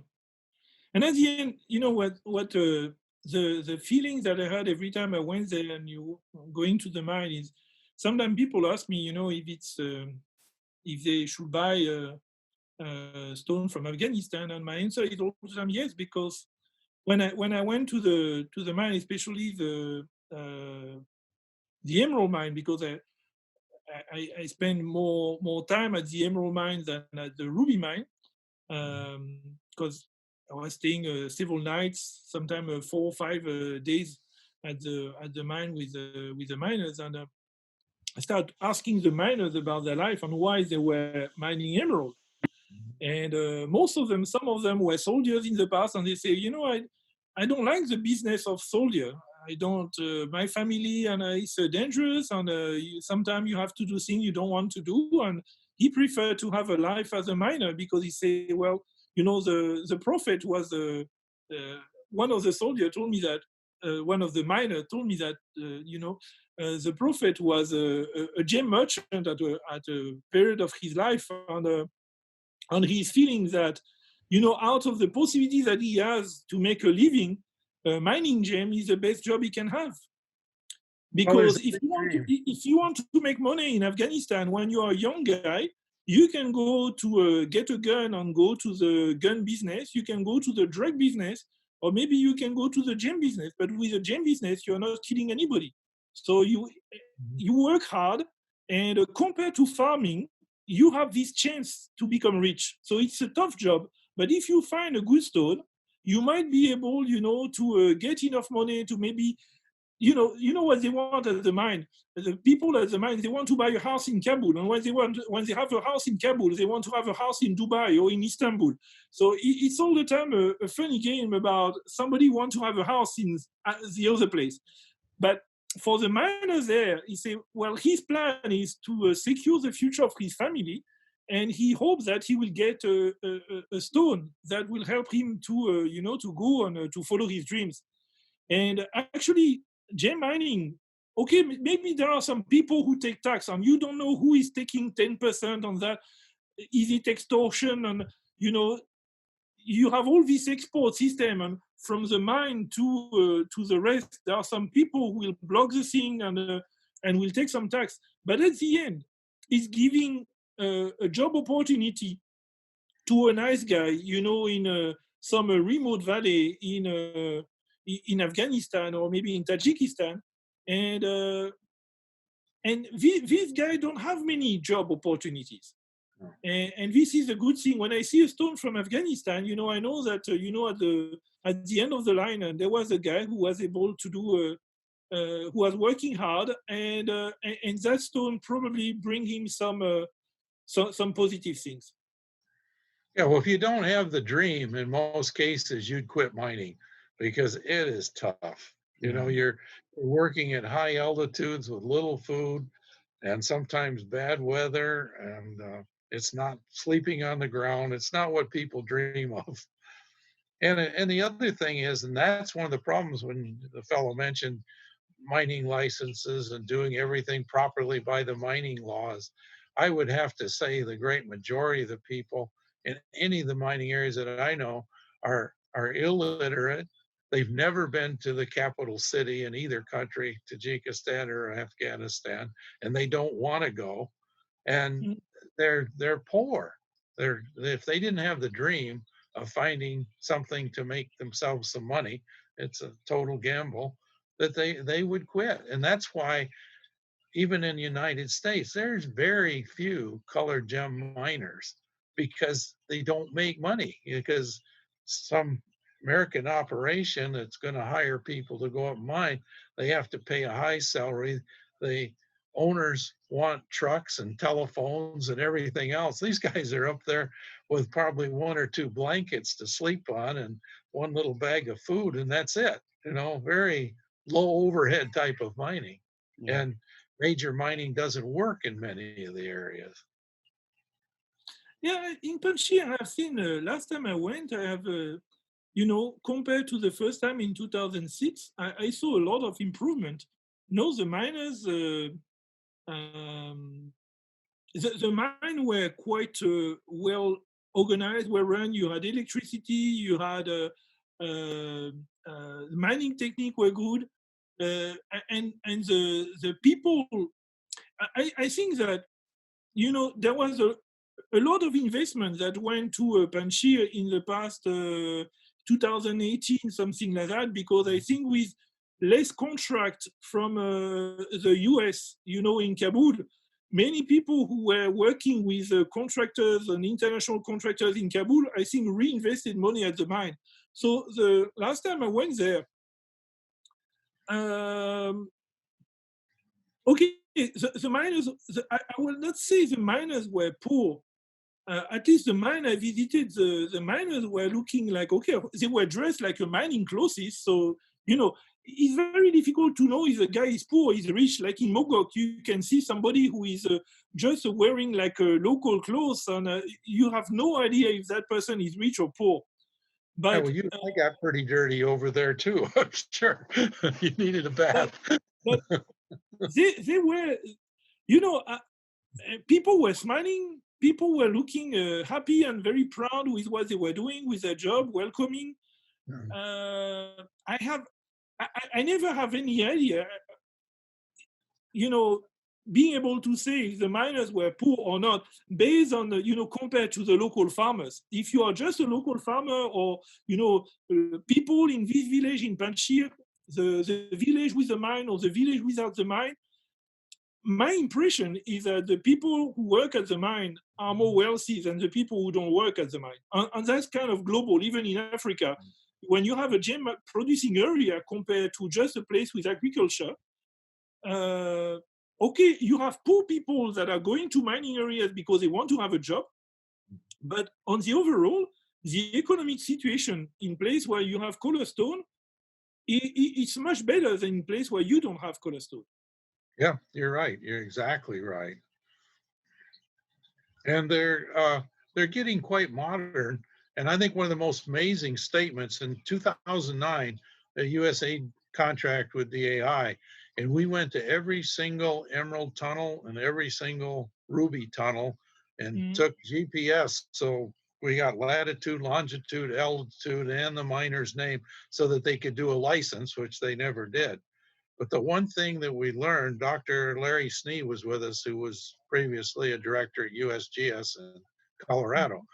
He was amazed about how these fellows, even though they hadn't been to school, were street smart to figure out the vein of the emeralds, which way it ran, and had found some new deposits that would have taken core drilling and everything else to do. So it was amazing the talent that has been built up, and particularly the ruby mines and the emerald mines in Afghanistan. Yeah, I was also very impressed with that. But compared to, I remember I was in, compared to, I will say Colombia. Colombia is more like you have the black shale that got fractured, and you have random fracture going a little bit in a funny direction. So you have, it's very complicated to find out where will be the emerald. But in Panjshir, you have, it's more related with hydrothermal intrusion.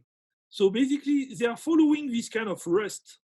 Yeah. There is a kind of line with some rusty thing like a hydrothermal fluid, and they are following that.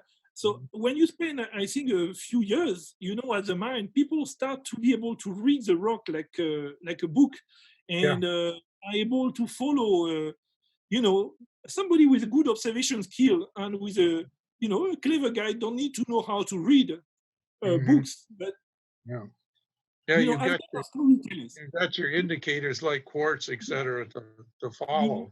You see when there is some production, they look at the rocks around, which type of combination of rocks you find around the emerald, and they learn geology by observation.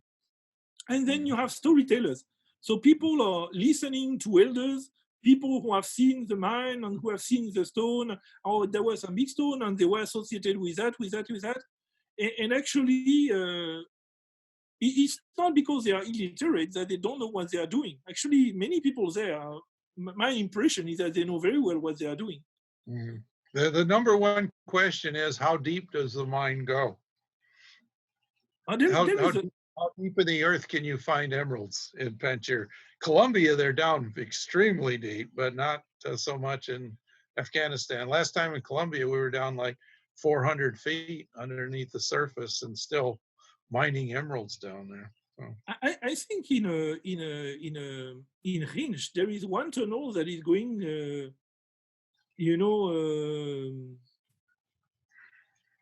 from Kamar Safid to nearly 600 or 700 meters. Yeah, but that's why they can work in the winter now. Before, originally, they couldn't do anything in the winter. It was all snow and too cold on top. Now they've got their tunnels, which can at least control the weather to a degree. Mm-hmm. No, I was very impressed last time I went. There was another funny thing about the mine. There are several Afghani who, after 2001, they left Afghanistan and they went to Europe. I met one guy, he went to UK, and he spent 4 or 5 years in the UK, where he learned about, he was working construction and things like that. He learned English, he worked in construction in Europe. And then he returned, he made a little bit of money, and then he returned to the mine and he applied at the mine the things that he learned in construction in Europe. And his mine was super nice. You know, you had electricity, the tunnel were well done and things like that. And I said, where did you learn about mining? He said, well, I spent 5 years in the UK. And I worked in construction. So he applied what he learned, you know, he was living near Manchester, and he was working there in Manchester for about 4 or 5 years. And then he returned, he knew how to speak English, so he was able to communicate with me. And he was able to improve the mining technique, because before that, he never left Panjshir. You know, he left Panjshir, and then he went to Kabul, and then he flew to France, and then UK. And he returned with knowledge and techniques. Yeah, well, the I was, tunneling was their biggest problem because they used to have, with all their blasting, they'd have trouble with their tunnels.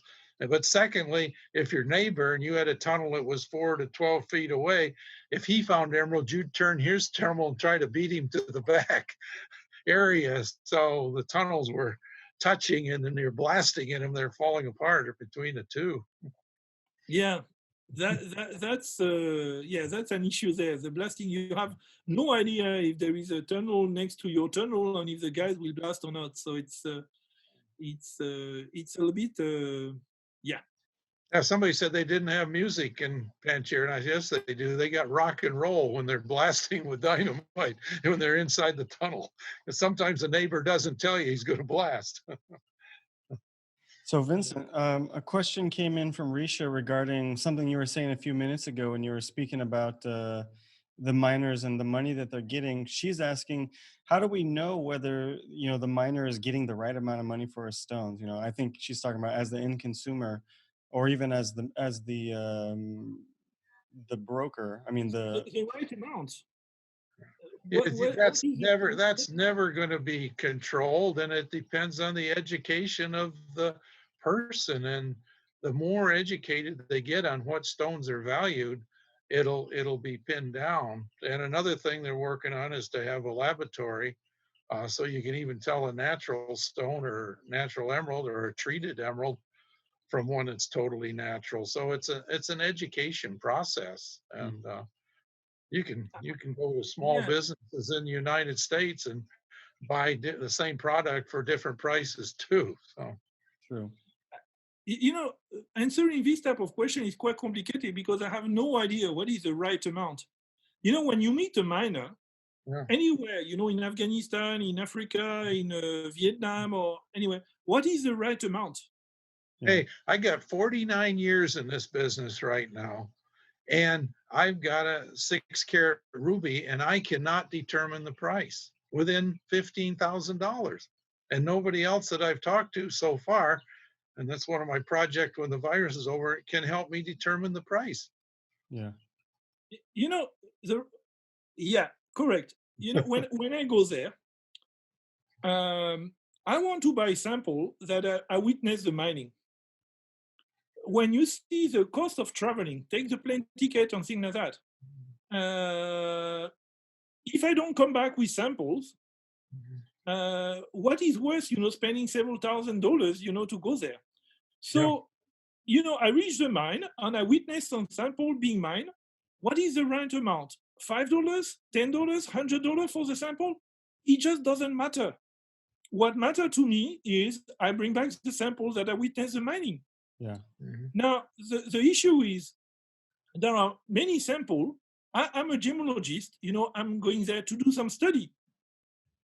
Now, if you are a cutter like you, Justin, you go to the mine, most of the stone you will see there are useless for you because you will never be able to cut a stone correct from that. Mm-hmm. But it doesn't mean that the stone are not useless for science. For science, they can be okay. So for me, they have some value. For you, as a gem cutter, they have zero value. So what is the right amount? No, it's true. Yeah. Well, it's what people are willing to buy. It's supply and demand, and what you're going to use it for. Some people say you got to train wholesale gem buyers on pricing, and I say all the good ones know or they're broke. They'll be in the business about 6 months and buy something and never be able to sell it. And I've probably got some stones in my inventory that I've had for 20 years that paid too much for, and you don't get rid of it unless you drop your price way down.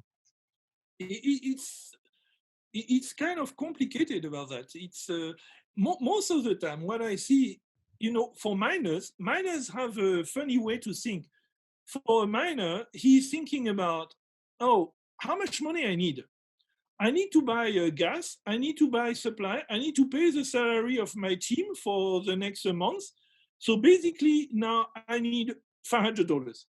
Whatever the production he has, worthless or very nice, in his mind, he say, I want to get $500. If you give him $500, he's happy because he covers his expense. He knows what he wants to spend. So for him, for his weak production or thing like that, you can tell him whatever you want about the quality of the stone. In his mind, he said, I want $500 because I need $500. Yeah. It's not about, he has no idea if this stone worth nothing, or if out of this stone you will have one piece that will be able to go to a nice piece of jewelry with a brand. Yeah. No idea. And I think that that same model can be applied to so many other parts of the trade. Like even for instance, so many people are asking, new gem cutters in whatever country are asking me how much should they charge, and it kind of does come back to like, well, how much do you need? Even for us here, like we can't charge as much as someone in London or in Paris, but it's like, well, we don't need as much as well. So the value of gem cutting and the value of mining can be different, and just depending on the people's needs. And there's not a base minimum wage salary in the same way that there would be for like a grocery store worker or something like that. So yeah, it's a But you got to go with the local market too. I mean, like for you in Thailand cutting stones, what are the other cutters charging? You can charge the yeah, top New York price, and no one would come to you. yeah, exactly, Correct. exactly. But if And if you go to the mine, to a mining area, and you start to pay 3 times the price of any local dealers, Mhm. because the local dealer will buy the stone to the miner from the miner. Usually, Gary, what you are doing is, this is what I'm doing also. When I go to the mine, I don't buy. I let my local contact buy the stone, Oh and then yeah. I myself with my local contact, and he take a commission. But he is doing the buying, because the last thing I want is, I don't want to mess up the price. Yeah.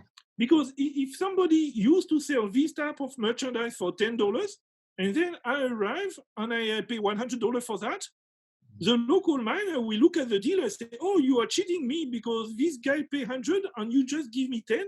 So then you create problem in the area, and probably you will not be able to come back, because no dealer will want to bring you, because they know that they think that you will basically destroy their market. yeah, So what is the correct price? yeah. And actually I saw the same exact thing in London. There's a guy in London who's charging a third of what everyone else charges for cutting, and it's disrupting the value of everyone's ability to charge money, because if that guy's charging $20 and everyone else is charging 80, even if the quality is different, it's in their heads, the psychology. It's like, oh, why are these other guys so expensive then? But then for the cutters, it's like, why are you so cheap? You're messing up our whole infrastructure that we've built up for all these years. And yeah, it's complicated. And it maybe makes more sense for the It's cheap guy to totally get more expensive. correct. And regarding prices, number one, usually I see that Risha is asking the ratio between the minor and the middle. I have no idea. I'm not a minor man. I'm a final guy, because I buy stone to do research, and I will never sell the stone again. So I have no idea. And the local dealers, they don't explain me the business model. I don't know, what is the margin the guys is taking for this and that. I have just no idea. I have, Well, it's when the I go same. to the mine, I see some stone and I say, well, can I afford? Can I buy this parcel? I can. I have a budget, and I see if with my budget I can buy the stone. And sometimes I can, sometimes I cannot. But I have no idea if the price are okay. At the end of the trip, I look and say, oh, I spent $5,000, on this trip, and I bought for $3,000 of stone. Well, that's okay. And but I have no idea if my price are okay, or no Well, idea. it's a matter of what it's worth to you for what you want to do with it. And for me, when I go to there, it's what I can sell it for Yeah, is the most important thing. If I say that's too high, I can't sell it for that price, then I'm not going to buy it. But maybe somebody from Switzerland or Thailand or something, I can sell that. I have a customer for that at a higher price. It's just why they have gem auctions and other auctions. It's the beauty in the eye of the beholder and what you can trade it for. This is probably the number one price, more than cost. That's yeah. kind of the fun part too, right? You don't know. It's a game a little bit. You have to figure out what you can do, what you can get, play around with the And And numbers. that's an easy there game to make mistakes in, I'll tell you. Oh I can yeah. speak from correct, correct. experience there. And even one time, I had a funny thing. Like a miner told me, there was a big stone in Vietnam, basically useless. The stone is not facet grade. It's not really good cabochon grade. It's more like carving material. And the carving material, maybe if you think about carving, you can cut a stone that you will sell maybe for you make a nice carving. You will maybe be able to sell that for $1,000. A nice small carving with a ruby, $1,000. Okay. But then there is another market for this stone. It's a cheating business. So if you cheat a rich Chinese or a rich guy, who thinks that the bigger the stone, the more valuable, maybe you can get $50,000 out of that. So what is the value of the stone? What is the right price for the stone? If you That's sell what it somebody to will pay the for. carving network, you can get $1,000, after carving. So maybe the stone worth $500. But if you send the stone to the cheating, network, so then you can get maybe $50,000 out of the guys that you are cheating. So what is the correct price for this type of rough? Well, the cheating price, you usually don't stay in business very long, or you don't have many people that will regularly purchase. But in mining area, people say, oh, one guy bought this stone for $25,000, so the right price is $25,000. Really, $25,000 for that? Yeah, maybe it went to the cheating thing, but it's not exactly as you say. It's not a sustainable business model. But nevertheless, once in a while, some guys are cheated and they pay crazy price. But it doesn't mean that the right price is that one. So that's why it's all the time. I have no idea about the right price. Well, let me switch it up a little bit, Gary. I had a couple questions because you had mentioned the laboratory, and that perked up a few people's attentions. Can you speak a little bit more about the laboratory that's, I guess, getting set up in Afghanistan? Well, it's not set up yet. There's a group called Invest that are planning a laboratory, and DAI, another group, are talking about a laboratory also. But to my knowledge, as of yesterday, nothing's happened. There's no laboratory there as yet set up, and there's several problems with setting it up. It's the cost, because to do a laboratory without a certification, and people like, or organizations such as GIA or some of the others, they don't really want to be part of it in Afghanistan at this point in time. So you should have certified people, and someone that's certified is going to want to live in Afghanistan, because most likely he's going to be a foreigner, the head person. You're talking $100,000 plus backup, and how many certificates can one person do in one day? So, and is he not going to go back and get sick on the food, as we said, and miss days of work and security problems? And you're going to need close to $100,000 worth of equipment. So it's a problem they're working on, but it's in my mind not solved at this point in time. Hopefully within the next year somebody will solve the problem, because it is needed. I mean, it would be very nice for stones to come out of Afghanistan with certificates all over. Actually, we're selling some stones just by using a certificate at this point in time in the USA. You've got a emerald and somebody says, well, has it been to GIA or AGL or whoever? What does the lab certificate say as far as the treatment of that stone? And people want to see that before they're even interested in looking at the stone. So a lab with an Afghan who has to go to Dubai to sell his stone, or someplace else in the world, if he's got a certificate, he can easily email that certificate to other people to just initially to start an interest in the stone. Yeah, lab report, not certificate, but the lab don't not. Oh, right, they're reports now. They used to be certificates. And they never were, and they were never guessing on origin before either. Yeah. No, that's, if you want to get, a qualified gemologist to go there and train people in a lab, Number one, a lab, to set up a lab, it's expensive. You need the equipment, you need the place, and then you need to, to train the trainers. So Right. you need to have somebody going there, or you need to take some Afghan people going out and getting trained. Probably the easiest thing is to find somebody who goes there and train gemologists there, but it will take, to train a good lab gemologist, it takes 3 to 5 years. Yeah, at least. Yeah. Mm-hmm. Yeah, 3 to 5 years. If you have people with passion. Yeah. Now, the main issue with training gemologists in producing countries is, for example, if I go there and I train people for 3 to 5 years, then do you think this guy will keep working in a lab? No, that's the problem.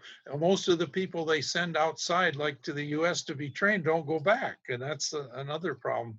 But one thing that'll help in Afghanistan is, say you train a person just on emerald from Panjshir or just on ruby from Jagdili. Then they don't have to learn 150 different stones and have all that equipment to test for anything. And if you know it came from there, and especially if you'd seen the crystal before it was cut, you can pretty well identify it and not have those kind of problems. So that would eliminate a lot of possible mistakes. If you have a lab in the United States, it could come in with 200 different stones, and you got to really go through a whole different procedure.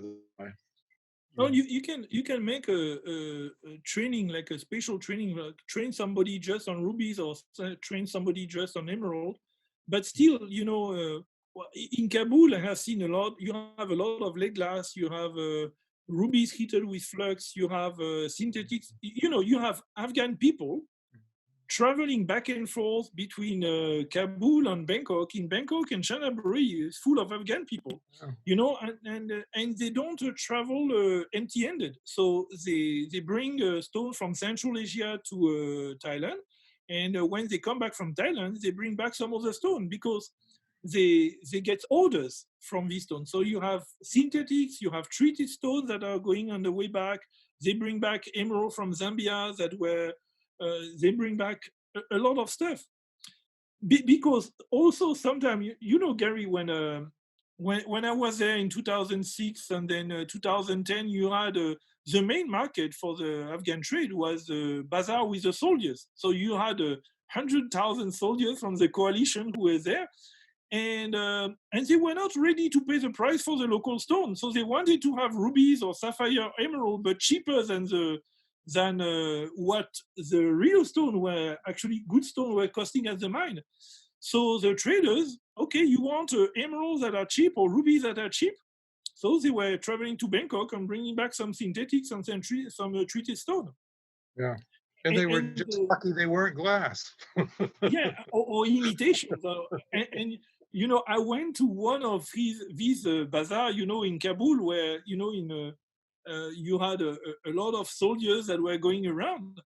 And most of the stones that I saw, except the stones that were on matrix, but faceted stone, 90% were treated imitation. And most of the soldiers that I saw coming back from Afghanistan, French soldiers, American soldiers, they show me some of their stones. Most of them were synthetics or lead glass or.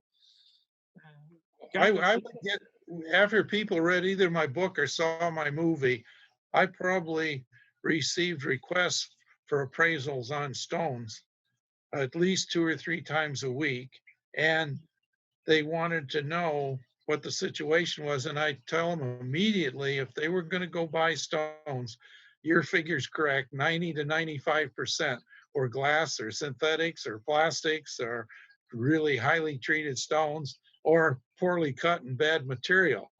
Well, one fellow wrote back and said, "Sir, I read your book and I listened to your emails, and I want you to know you are not correct. All the stuff I bought was 100% synthetic, not 95%." Yeah.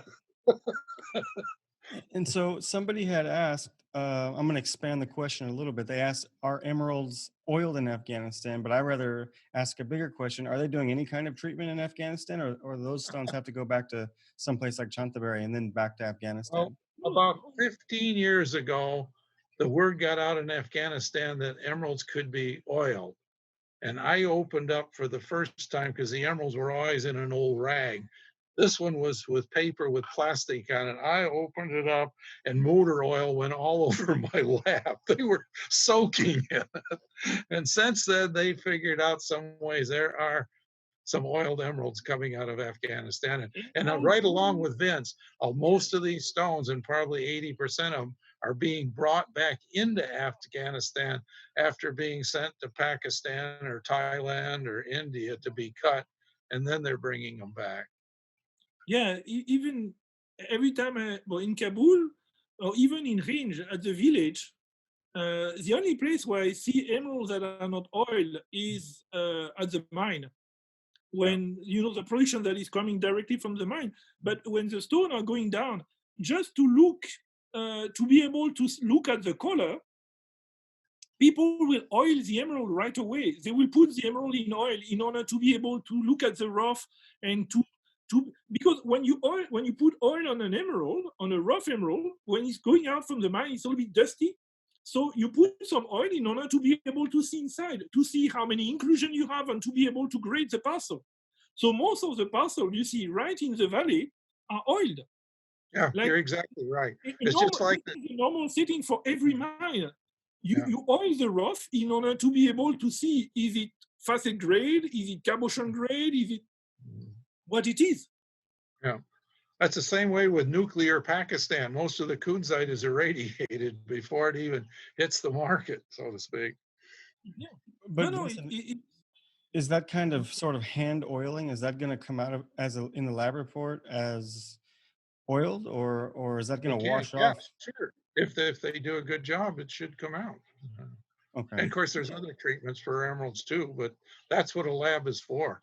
Yeah, but you can remove that. You have to you can remove oil in a ruby or in an emerald. You have to put it with acetone for quite a while, and you can clean it, and then you send the stone to the lab, and then you will see. But it's not just in Afghanistan; it's a little bit everywhere. You go in Mogok, most of the place, with rubies, they are when you get them, they are full of oil. Because in order to be able to see the color, the parcel, to be able to sort the rough, most of the place, people are oiling stone. Even out of Afghanistan, if you visit, for example, a mine like a Kagem mine, I think probably Gemfields, the Kagem mine, is the biggest importer of Johnson baby oil, in Zambia, because in order to do the grading at the mine, to grade the things, they oil the thing, and then you can remove that oil. But in order to be able to grade the stone and to put the stone with the right color together, the right clarity, and things like that, you need to oil in order to be able to evaluate your rough. And what about dyeing? That just goes back. This goes back to the old practice in the lapis area 100, 200 years ago. And even when I started, you get a piece of rough lapis, you spit on it and rub your spit to see the color. But then a lot of people don't want to take it away from you when you hand it back to them. So. Yeah. Well, what about dyeing? Are people doing dyeing on lapis? Is this something that's going on over there? Yeah, that's not too much. Just the lower grades are the only things they do it with. But usually, you could spot it. You could see the difference of the color because there were patches of white, which is the calcite, and it didn't match up. They could never match it totally with the old colors. But a little bit of acetone on a cloth will come right out into your hand. Okay. Well, let me switch it up a little bit again, because we had a couple questions speaking about women traveling in Afghanistan. Have you seen many women on your trips, and kind of what's their role in those kind of environments, whether it be at the mine or the market? Foreign woman, my wife is even gone. I find that they're usually treated like a man. They can go every place the men can go, but they can go talk to the women. But my wife had trouble because everybody wanted to carry my backpack in the mountains and they didn't want to carry hers. So she was always complaining about that. But it's pretty rough traveling for a woman. But there's a lot of women working in Afghanistan. The the people I'm working with at USAID are female. So Or what about like in the Yeah, well, mines and stuff? no. not too much. And I had a lady go with me from USAID to the Jigdillik mines, and the next time I went, they were telling me I really shouldn't have done that. They really don't like women in the mines there, but that depends on that particular tribal group. Okay. So it's not like they're all excited about it. They Americans have to realize that they work with their women differently than we do and have different beliefs. Matter of fact, one of my good Afghan friends stayed with us for a month here in Hawaii, and I was continually saying to him when my wife would holler from the kitchen, "Get this, get that," and I'd say, "Shaikh, never let your women have any power. You're going to get ordered around." So No, now all the usually women will be when mad when at you me. yeah, But no, but when I go to Afghanistan, that's true. You don't. It depends, but at the mine, you don't see too many women. Yeah. Yeah, I don't. that's different in Vietnam. Vietnam's just the opposite. I found it was mostly women in the mines and Yes. in the market. Yeah. So Yeah, yeah. It depends on the culture. That's the right thing. Yeah, my that's correct. idea would be a great day when Afghan women in Panjshir Valley could have cutting machines at home and cut Yeah, gemstones. I think not only would it be a business, I think they'd enjoy it, yeah. I give think them so. something to do. Mhm.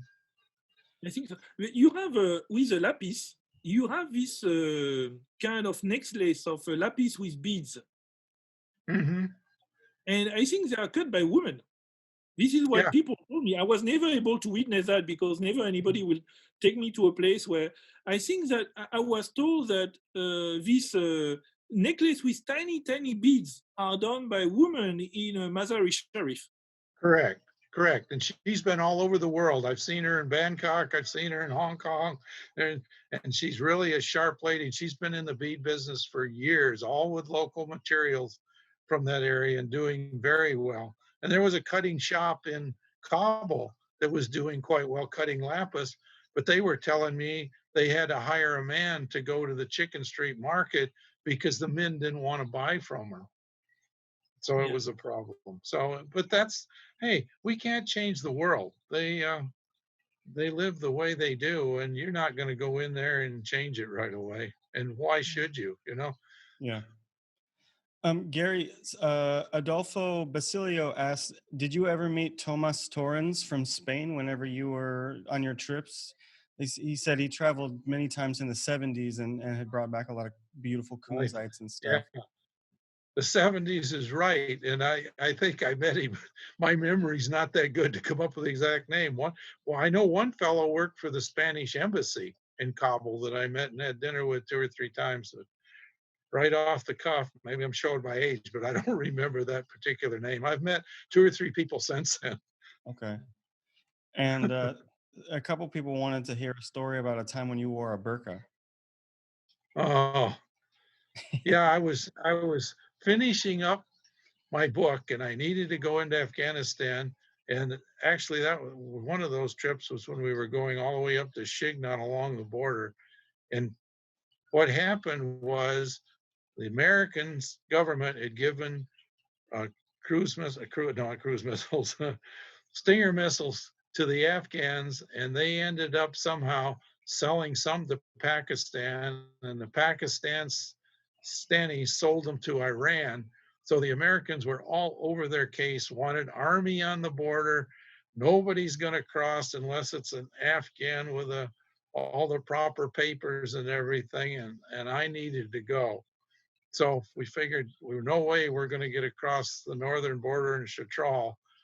Just as an American, they're going to kick me back. So we figured that if I wore a burqa, I could go. So I became my Afghan friend's wife, and we went at 2 o'clock in the morning.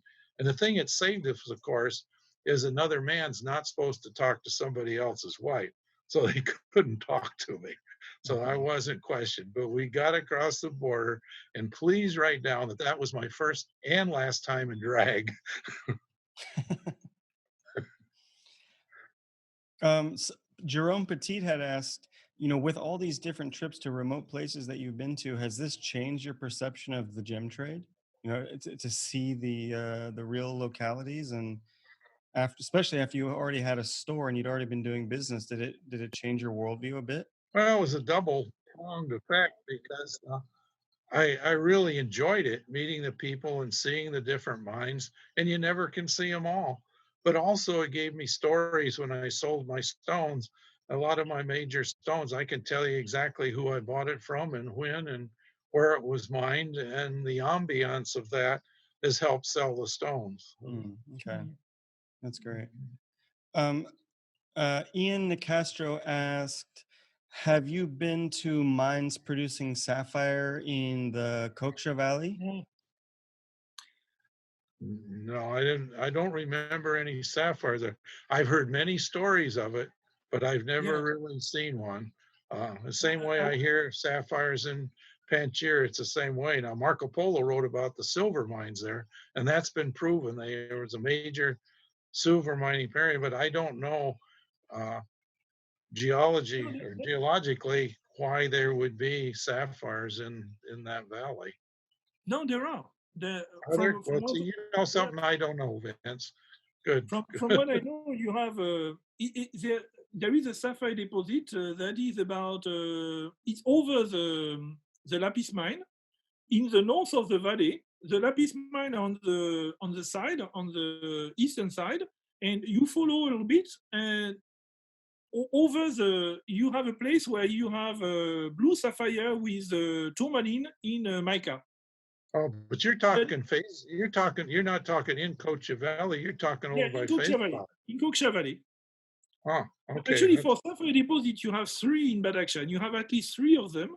I have a local contact in Badakhshan who went to visit them, and you have one in Koksha Valley. Actually, in Koksha Valley, you have the place where you have the lapis, you have a place where you have the sapphire, and you have a place where you have the spinel in the same valley. You have the three things. But I tried three times to go to the sapphire mine in the Koksha Valley because I was able to get the stone, and I wrote a short article about them in Gem on Gemology because I found that these sapphire have a natural content of beryllium. And I tried to go to Koksha Valley to visit the sapphire mine and to visit the lapis mine. It's kind of funny for me that in the same place you have sapphire and lapis. You have also sapphire and lapis in Mogok. So, and you have also sapphire and lapis in near Irkutsk in the Lake Baikal in Russia. So sapphire and lapis together is not that surprising, but to find a sapphire with beryllium inside in situ in hard rock, we don't know any place where you have that too much. So that's why I wanted to go there in order to visit the lapis mine and visit the sapphire mine. But it seems that, from what I see, going to the lapis mine is already a very tough walk. But from what local people told me, it's even tougher to go to the sapphire place and that's why very few people are working there, because local people make much more money working the lapis mine because it's lower in altitude. And to go to the sapphire mine, from what I was told, is you have to start working at 3 o'clock in the morning to reach the place before the sun to go on the cliff, because when the sun go on the cliff, the rocks are expanding and the rocks start to fall down, and the track is very dangerous at this time in the afternoon. So you have to go at 3 o'clock in the morning, and you have to do the whole thing more than a 1,500-meter vertical thing in less than 6 hours. Is that north of sar-e-sang and north of Jorm then? No, in the Koksha Valley. Well, Koksha goes up to Jorm, so. Yeah, no, but it's not very far from the lapis mine. It's about 1 or 2 kilometers from the lapis mine. So it's not in a heavy calcite material. It's got to be marble, huh? All the samples I saw were in mica. Huh. That's weird. Yeah, mica associated with tourmaline, green tourmaline. In Jigdelik, it's all marble encrusted. Yeah. No, not the sapphire usually in a feldspar, not in marble. And Jorm is north of Jom, you have a ruby deposit. This is where I got detained for 3 days. The name is a hash, and hash is marble, and you have rubies. But the sapphire are much more in the south, in the Koksha Valley, just about 1 or 2 kilometers from the lapis mine. Interesting. I don't know. But higher in the mountain. So you have basically to walk to the lapis, and you go higher, few hundred meters higher than the lapis mine. Yeah. That's why people don't like to go too much, because it's more work and it's harder than to go to the lapis. And after a while, the dealers were not paying that much for the stone. So actually, to go to mine the sapphire is not very profitable.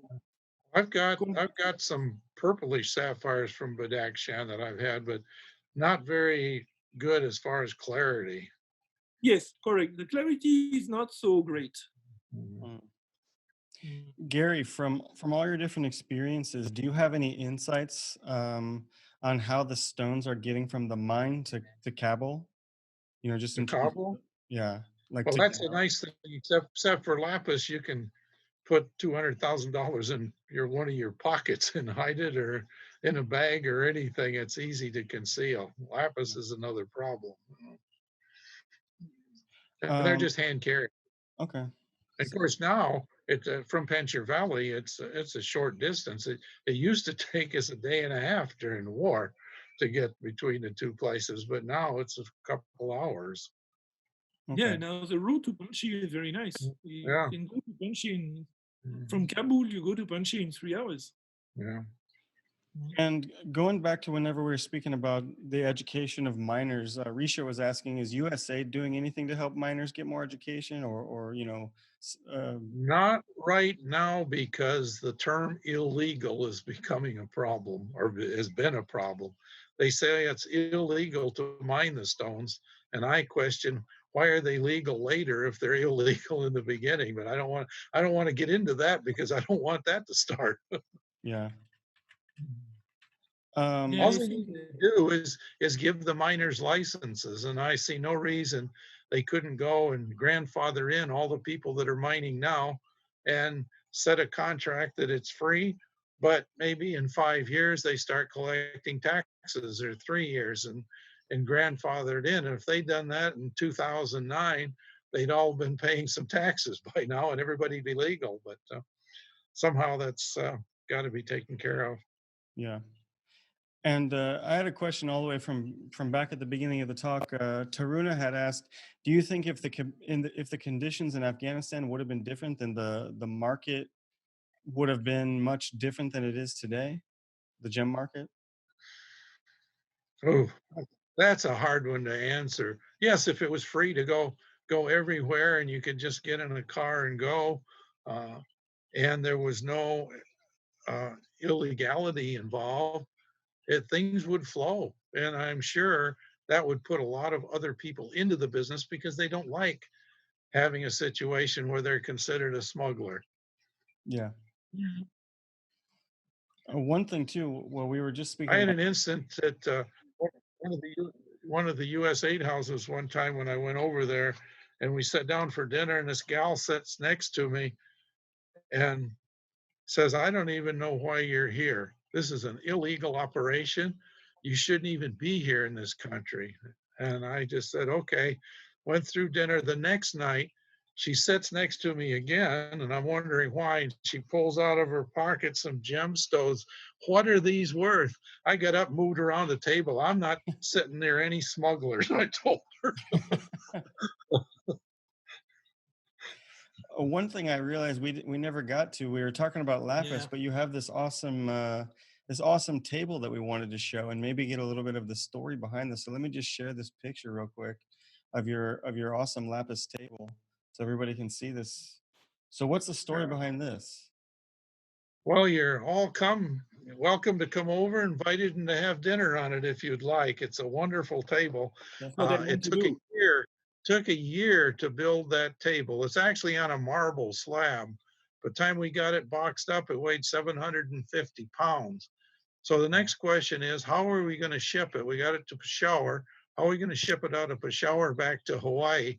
And son of a gun, if about 3 months later, my friend in Peshawar, Shabir, found out that there was a Saudi airline flight going to come to Hawaii.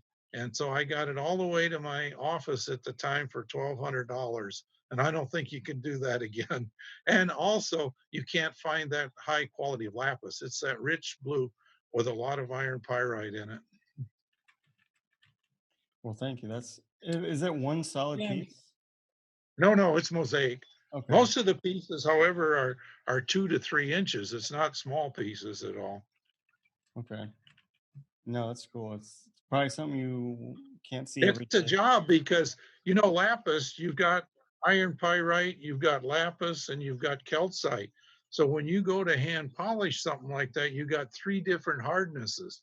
So to get it smooth and even is very difficult. Yeah. No, I can't even imagine trying to assemble and cut and polish together something that big. It's huge. This aside from just moving it around. You know. Well, I think we answered most of them. A couple people wanted to know if you're going to write another book because you, as we said already, you have 2 books out. Are you planning to do another one with more of these stories? I don't have, there are a lot of work. I've been doing, I've been doing a lot of articles. If they go to my website, uh, www.gemhunters.com, there's free articles on there that I've done for different organizations. And I try to do it that way. The book took me like 4 or 5 years. Plus, hard copies of books aren't selling very well. And to do it properly and get the right price, you've got to print 3,000 to 5,000 copies. Mm, And I've still got the Gem Hunter, many of them in storage yet. I've sold a few thousand copies, but it's not a profitable business at all. okay. And I'm really busy with what I'm doing too, so it's difficult. So maybe the yeah, blogs is a better that's way. why I never wrote a I'll book. let I'll let Vince. He's younger. He can write the next book. No, no, no, no, no. I learned from many people who wrote books that number one, it takes a long time, and then it's not really a profitable business. So, and I'm not rich enough, to start to write book just for my ego, So, no, no, I I cannot afford, I need to be able to make a living. So, writing article already takes so much work. Yeah, you're right. It's hours. God. Yeah. Your book on Afghanistan, that the gemstone from Afghanistan that you did, how long time it took you to write this book with Like I had my diaries and stuff, so I remember most of it. But uh, I I think I spent 4 years doing it, and then I had to come up with the money because we were talking at the time for printing and book. We were talking $20,000 to just put out the book. And then, if you remember, we had a little sentence called 9/11, and all my shows stopped overnight because I used the name The Afghan Connection. But 10 days later, I was being called by CIA and all the 3-letter organizations in Washington and ended up working with some of them for a while because I had no gem shows to go to. And at the same time, Robert Laffont in Paris called and wanted to know if I was interested in writing a book. They'd seen some of my interviews on TV. And I says, well, I've already got a book. So they flew me to Paris and put me up in a nice hotel. And we negotiated for about 2 weeks on the price of a book and a percentage I would get. And what held it up the last week is they wanted full rights, and I wanted them to sign a paper that if they didn't complete printing within 3 years, that I had the rights that I could take back. And thank heavens I did, because after 3 years, and they're editing and chopping here and chopping there. So instead of a 500-page book, it was going to be a 120-page book. They decided they weren't going to publish it, and they gave it back to me. So Mm. then I went and published it. So it's a long story to write a book. And I have people come up and say, "Oh, I've written a book," and about 5 people have already helped me proofread it. And I said, well, if you're not to your 11th or 12th copy yet of the book, you're not ready to publish. So, Same way with an article, right, Vince? Well, some article or yes, just writing an article on getting the thing done on a kind of peer review on I never write an article and just put it like that. You send to people and then you have to rework again and things. Yeah. So just imagine the work on a book. It just Well, yeah. Alice Keller was editor of Gems and Jalali at the time, and Dr. Snee and Chris Smith. All of us worked, Jim Shigley, Dr. Shigley, and all of us worked on the Ruby article on Afghanistan, which is on my website. But it took us 4.5 years before we finished it because somebody was gone or they wanted to do some more lab testing, and it's quite an extensive article. And of course, as you know, when you're doing anything for an organization like that, it's got to be right on spot. You can't have 4 or 5 errors in it, especially you get one chemical wrong on an analysis, you have everybody jumping on you. So Yeah. it's Yeah, tough. no, it's tough. It's not as easy No, as it you looks. don't sit down one night and write it and turn it in the next morning. That's for sure. Yeah. No, Yeah. I know. Plus, when I wrote my book, Gemstones of Afghanistan, I got ready to publish and I wanted to do an article on spinels or chapter on spinels. So, and I wanted to use the Queen Elizabeth stone, not the uh, Black Prince ruby that's in her crown. That was no problem. I think I paid $50 and got the right to publish that. But the other one, the Timur one, Mm. you got to have permission. So I went to London and got permission from this British Museum who had a picture. I got back to the United States and got a very abrupt letter. Don't you dare publish that picture. So after 3 weeks, I figured out, well, they didn't have permission to give me permission. So I asked, what do you have to do? And they said, oh, well, you got to get the Queen's permission. Well, how do I do that? Well, maybe talk to the Queen's jeweler. So it took me another month to get the address of the Queen's jeweler and a contact. And he says, well, I'm the jeweler. I can't do that. You have to talk to her barrister or her attorney. Well, he and I went back and forth probably for 3 months with letters, mainly him telling me he couldn't talk to me directly. I'd have to get an attorney to talk to him. So we got down to about 4 weeks before the book was honestly going to print. And did we want to pull that picture or not? Finally, I sat down and wrote a 1-page letter. Dear Queen Elizabeth, I really want to publish this picture, and here's all my problems. And I sent about 10 pages of stuff between her attorney and her jeweler and whatever in the museum. And I got a letter back a week later with full permission, as long as I gave her full credit as Her Majesty.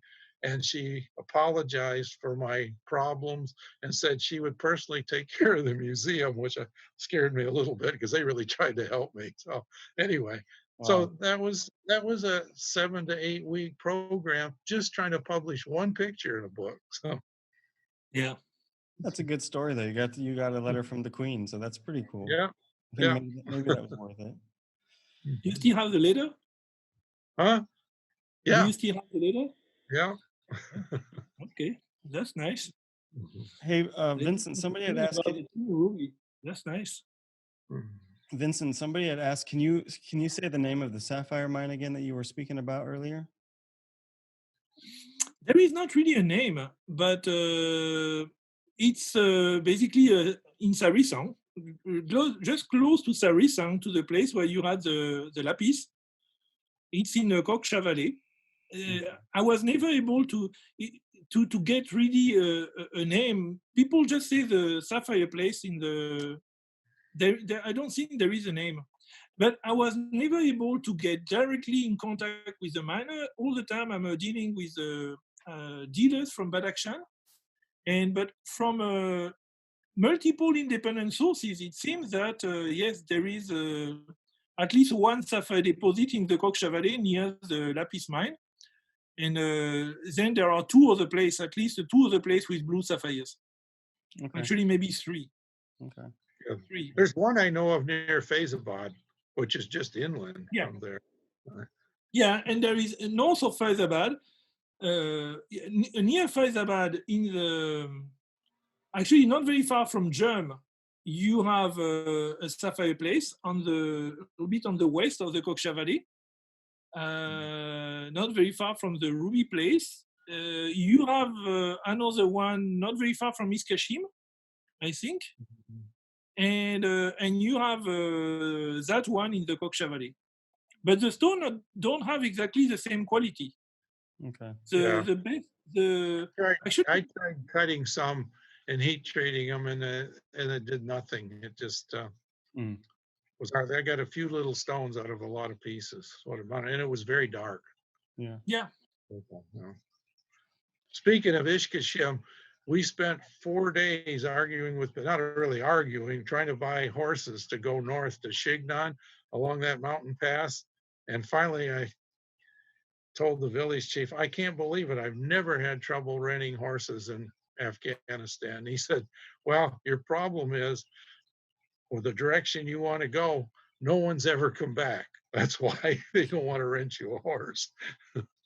yeah. No, well, Strangely enough, we didn't want to come back either, because we had some passes where we had horses that had the front legs on one side of the mountain, their hind legs on the other, and we couldn't push them hard enough to get them up over for probably 20 minutes. They were really stoked out. But then when we got to Shignon, we went straight into Lake Shiva and across into Faisalabad that way, because we didn't want to have to go back that trail either. So did it's you rough. visit it? Did you visit the place with the spinel on the Afghan side of the opposite of Yes, Kunzite?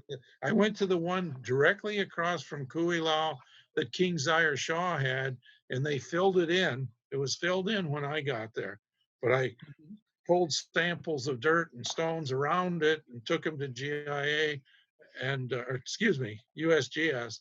And Gene Ford says, yes, there are spinels, but these are little tiny pieces like when you're pulling it out of stream water. This wasn't anything significant. Mm. But later, this was like 8 years ago, I had some Panchiri friends that went up there, and they worked for 6 months in that mine, finally found nice spinel.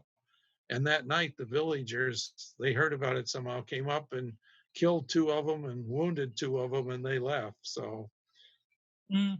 So I that's, heard many stories about spinel from that place, and yeah. uh, also same with you, some insecurity in that area because you had see basically drug lords in the area. You have it's a drug dealing stuff, and some people are not really too much in a gemstone business, and they don't want to see people there.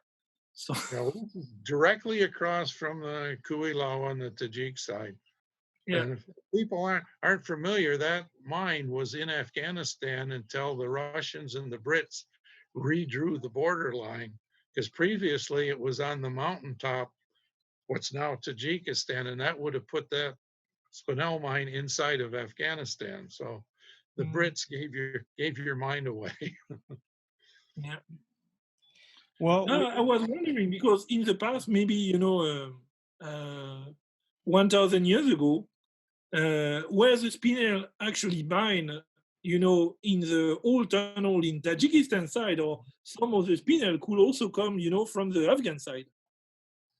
Yeah, I'm sure probably could have. Yeah, well, during Zaire Shah's time, we know that mine was open, and I don't know of anybody that's done any studies to find out which actually the area, and maybe you can't, maybe the same vein somehow.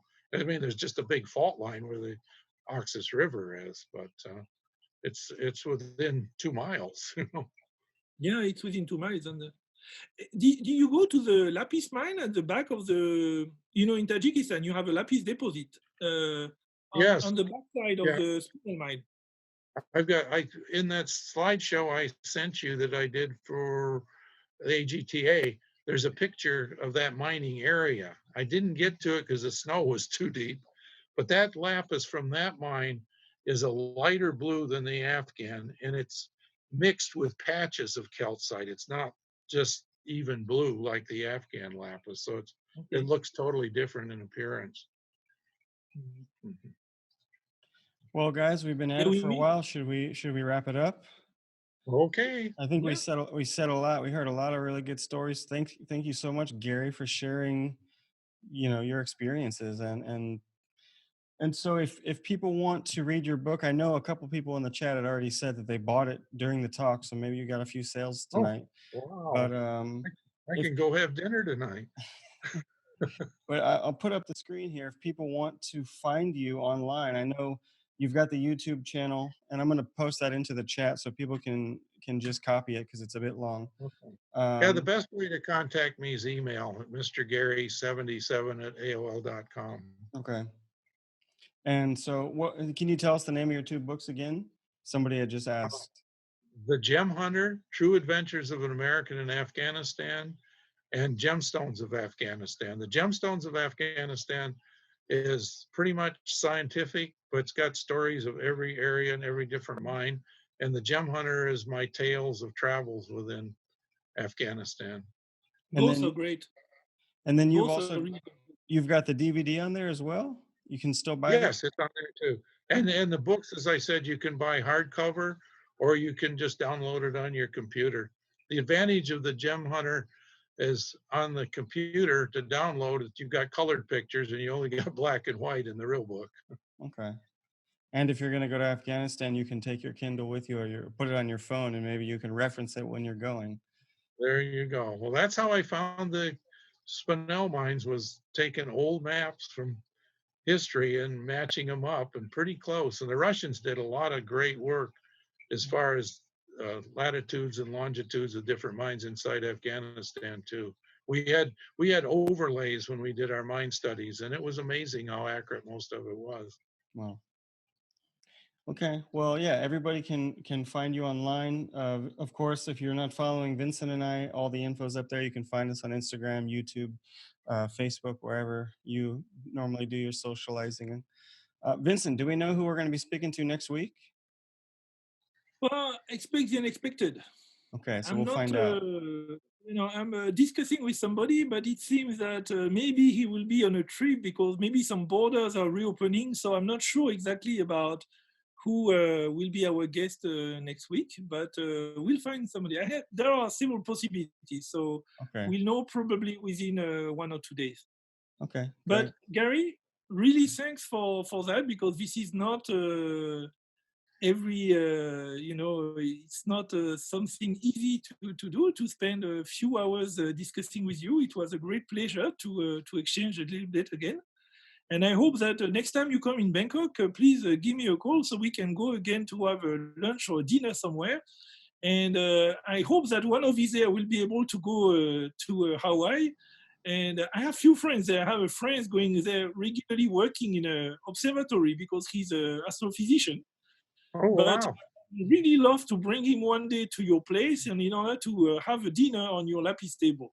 You got it. Let's come.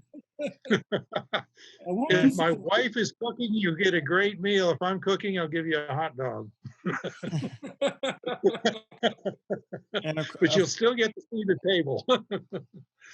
so, Okay. and of course, thanks to all the guests. Thanks for everybody for hanging out with us for a few hours, and for all the other weeks as well. And definitely come back next week. We're going to have another interesting talk.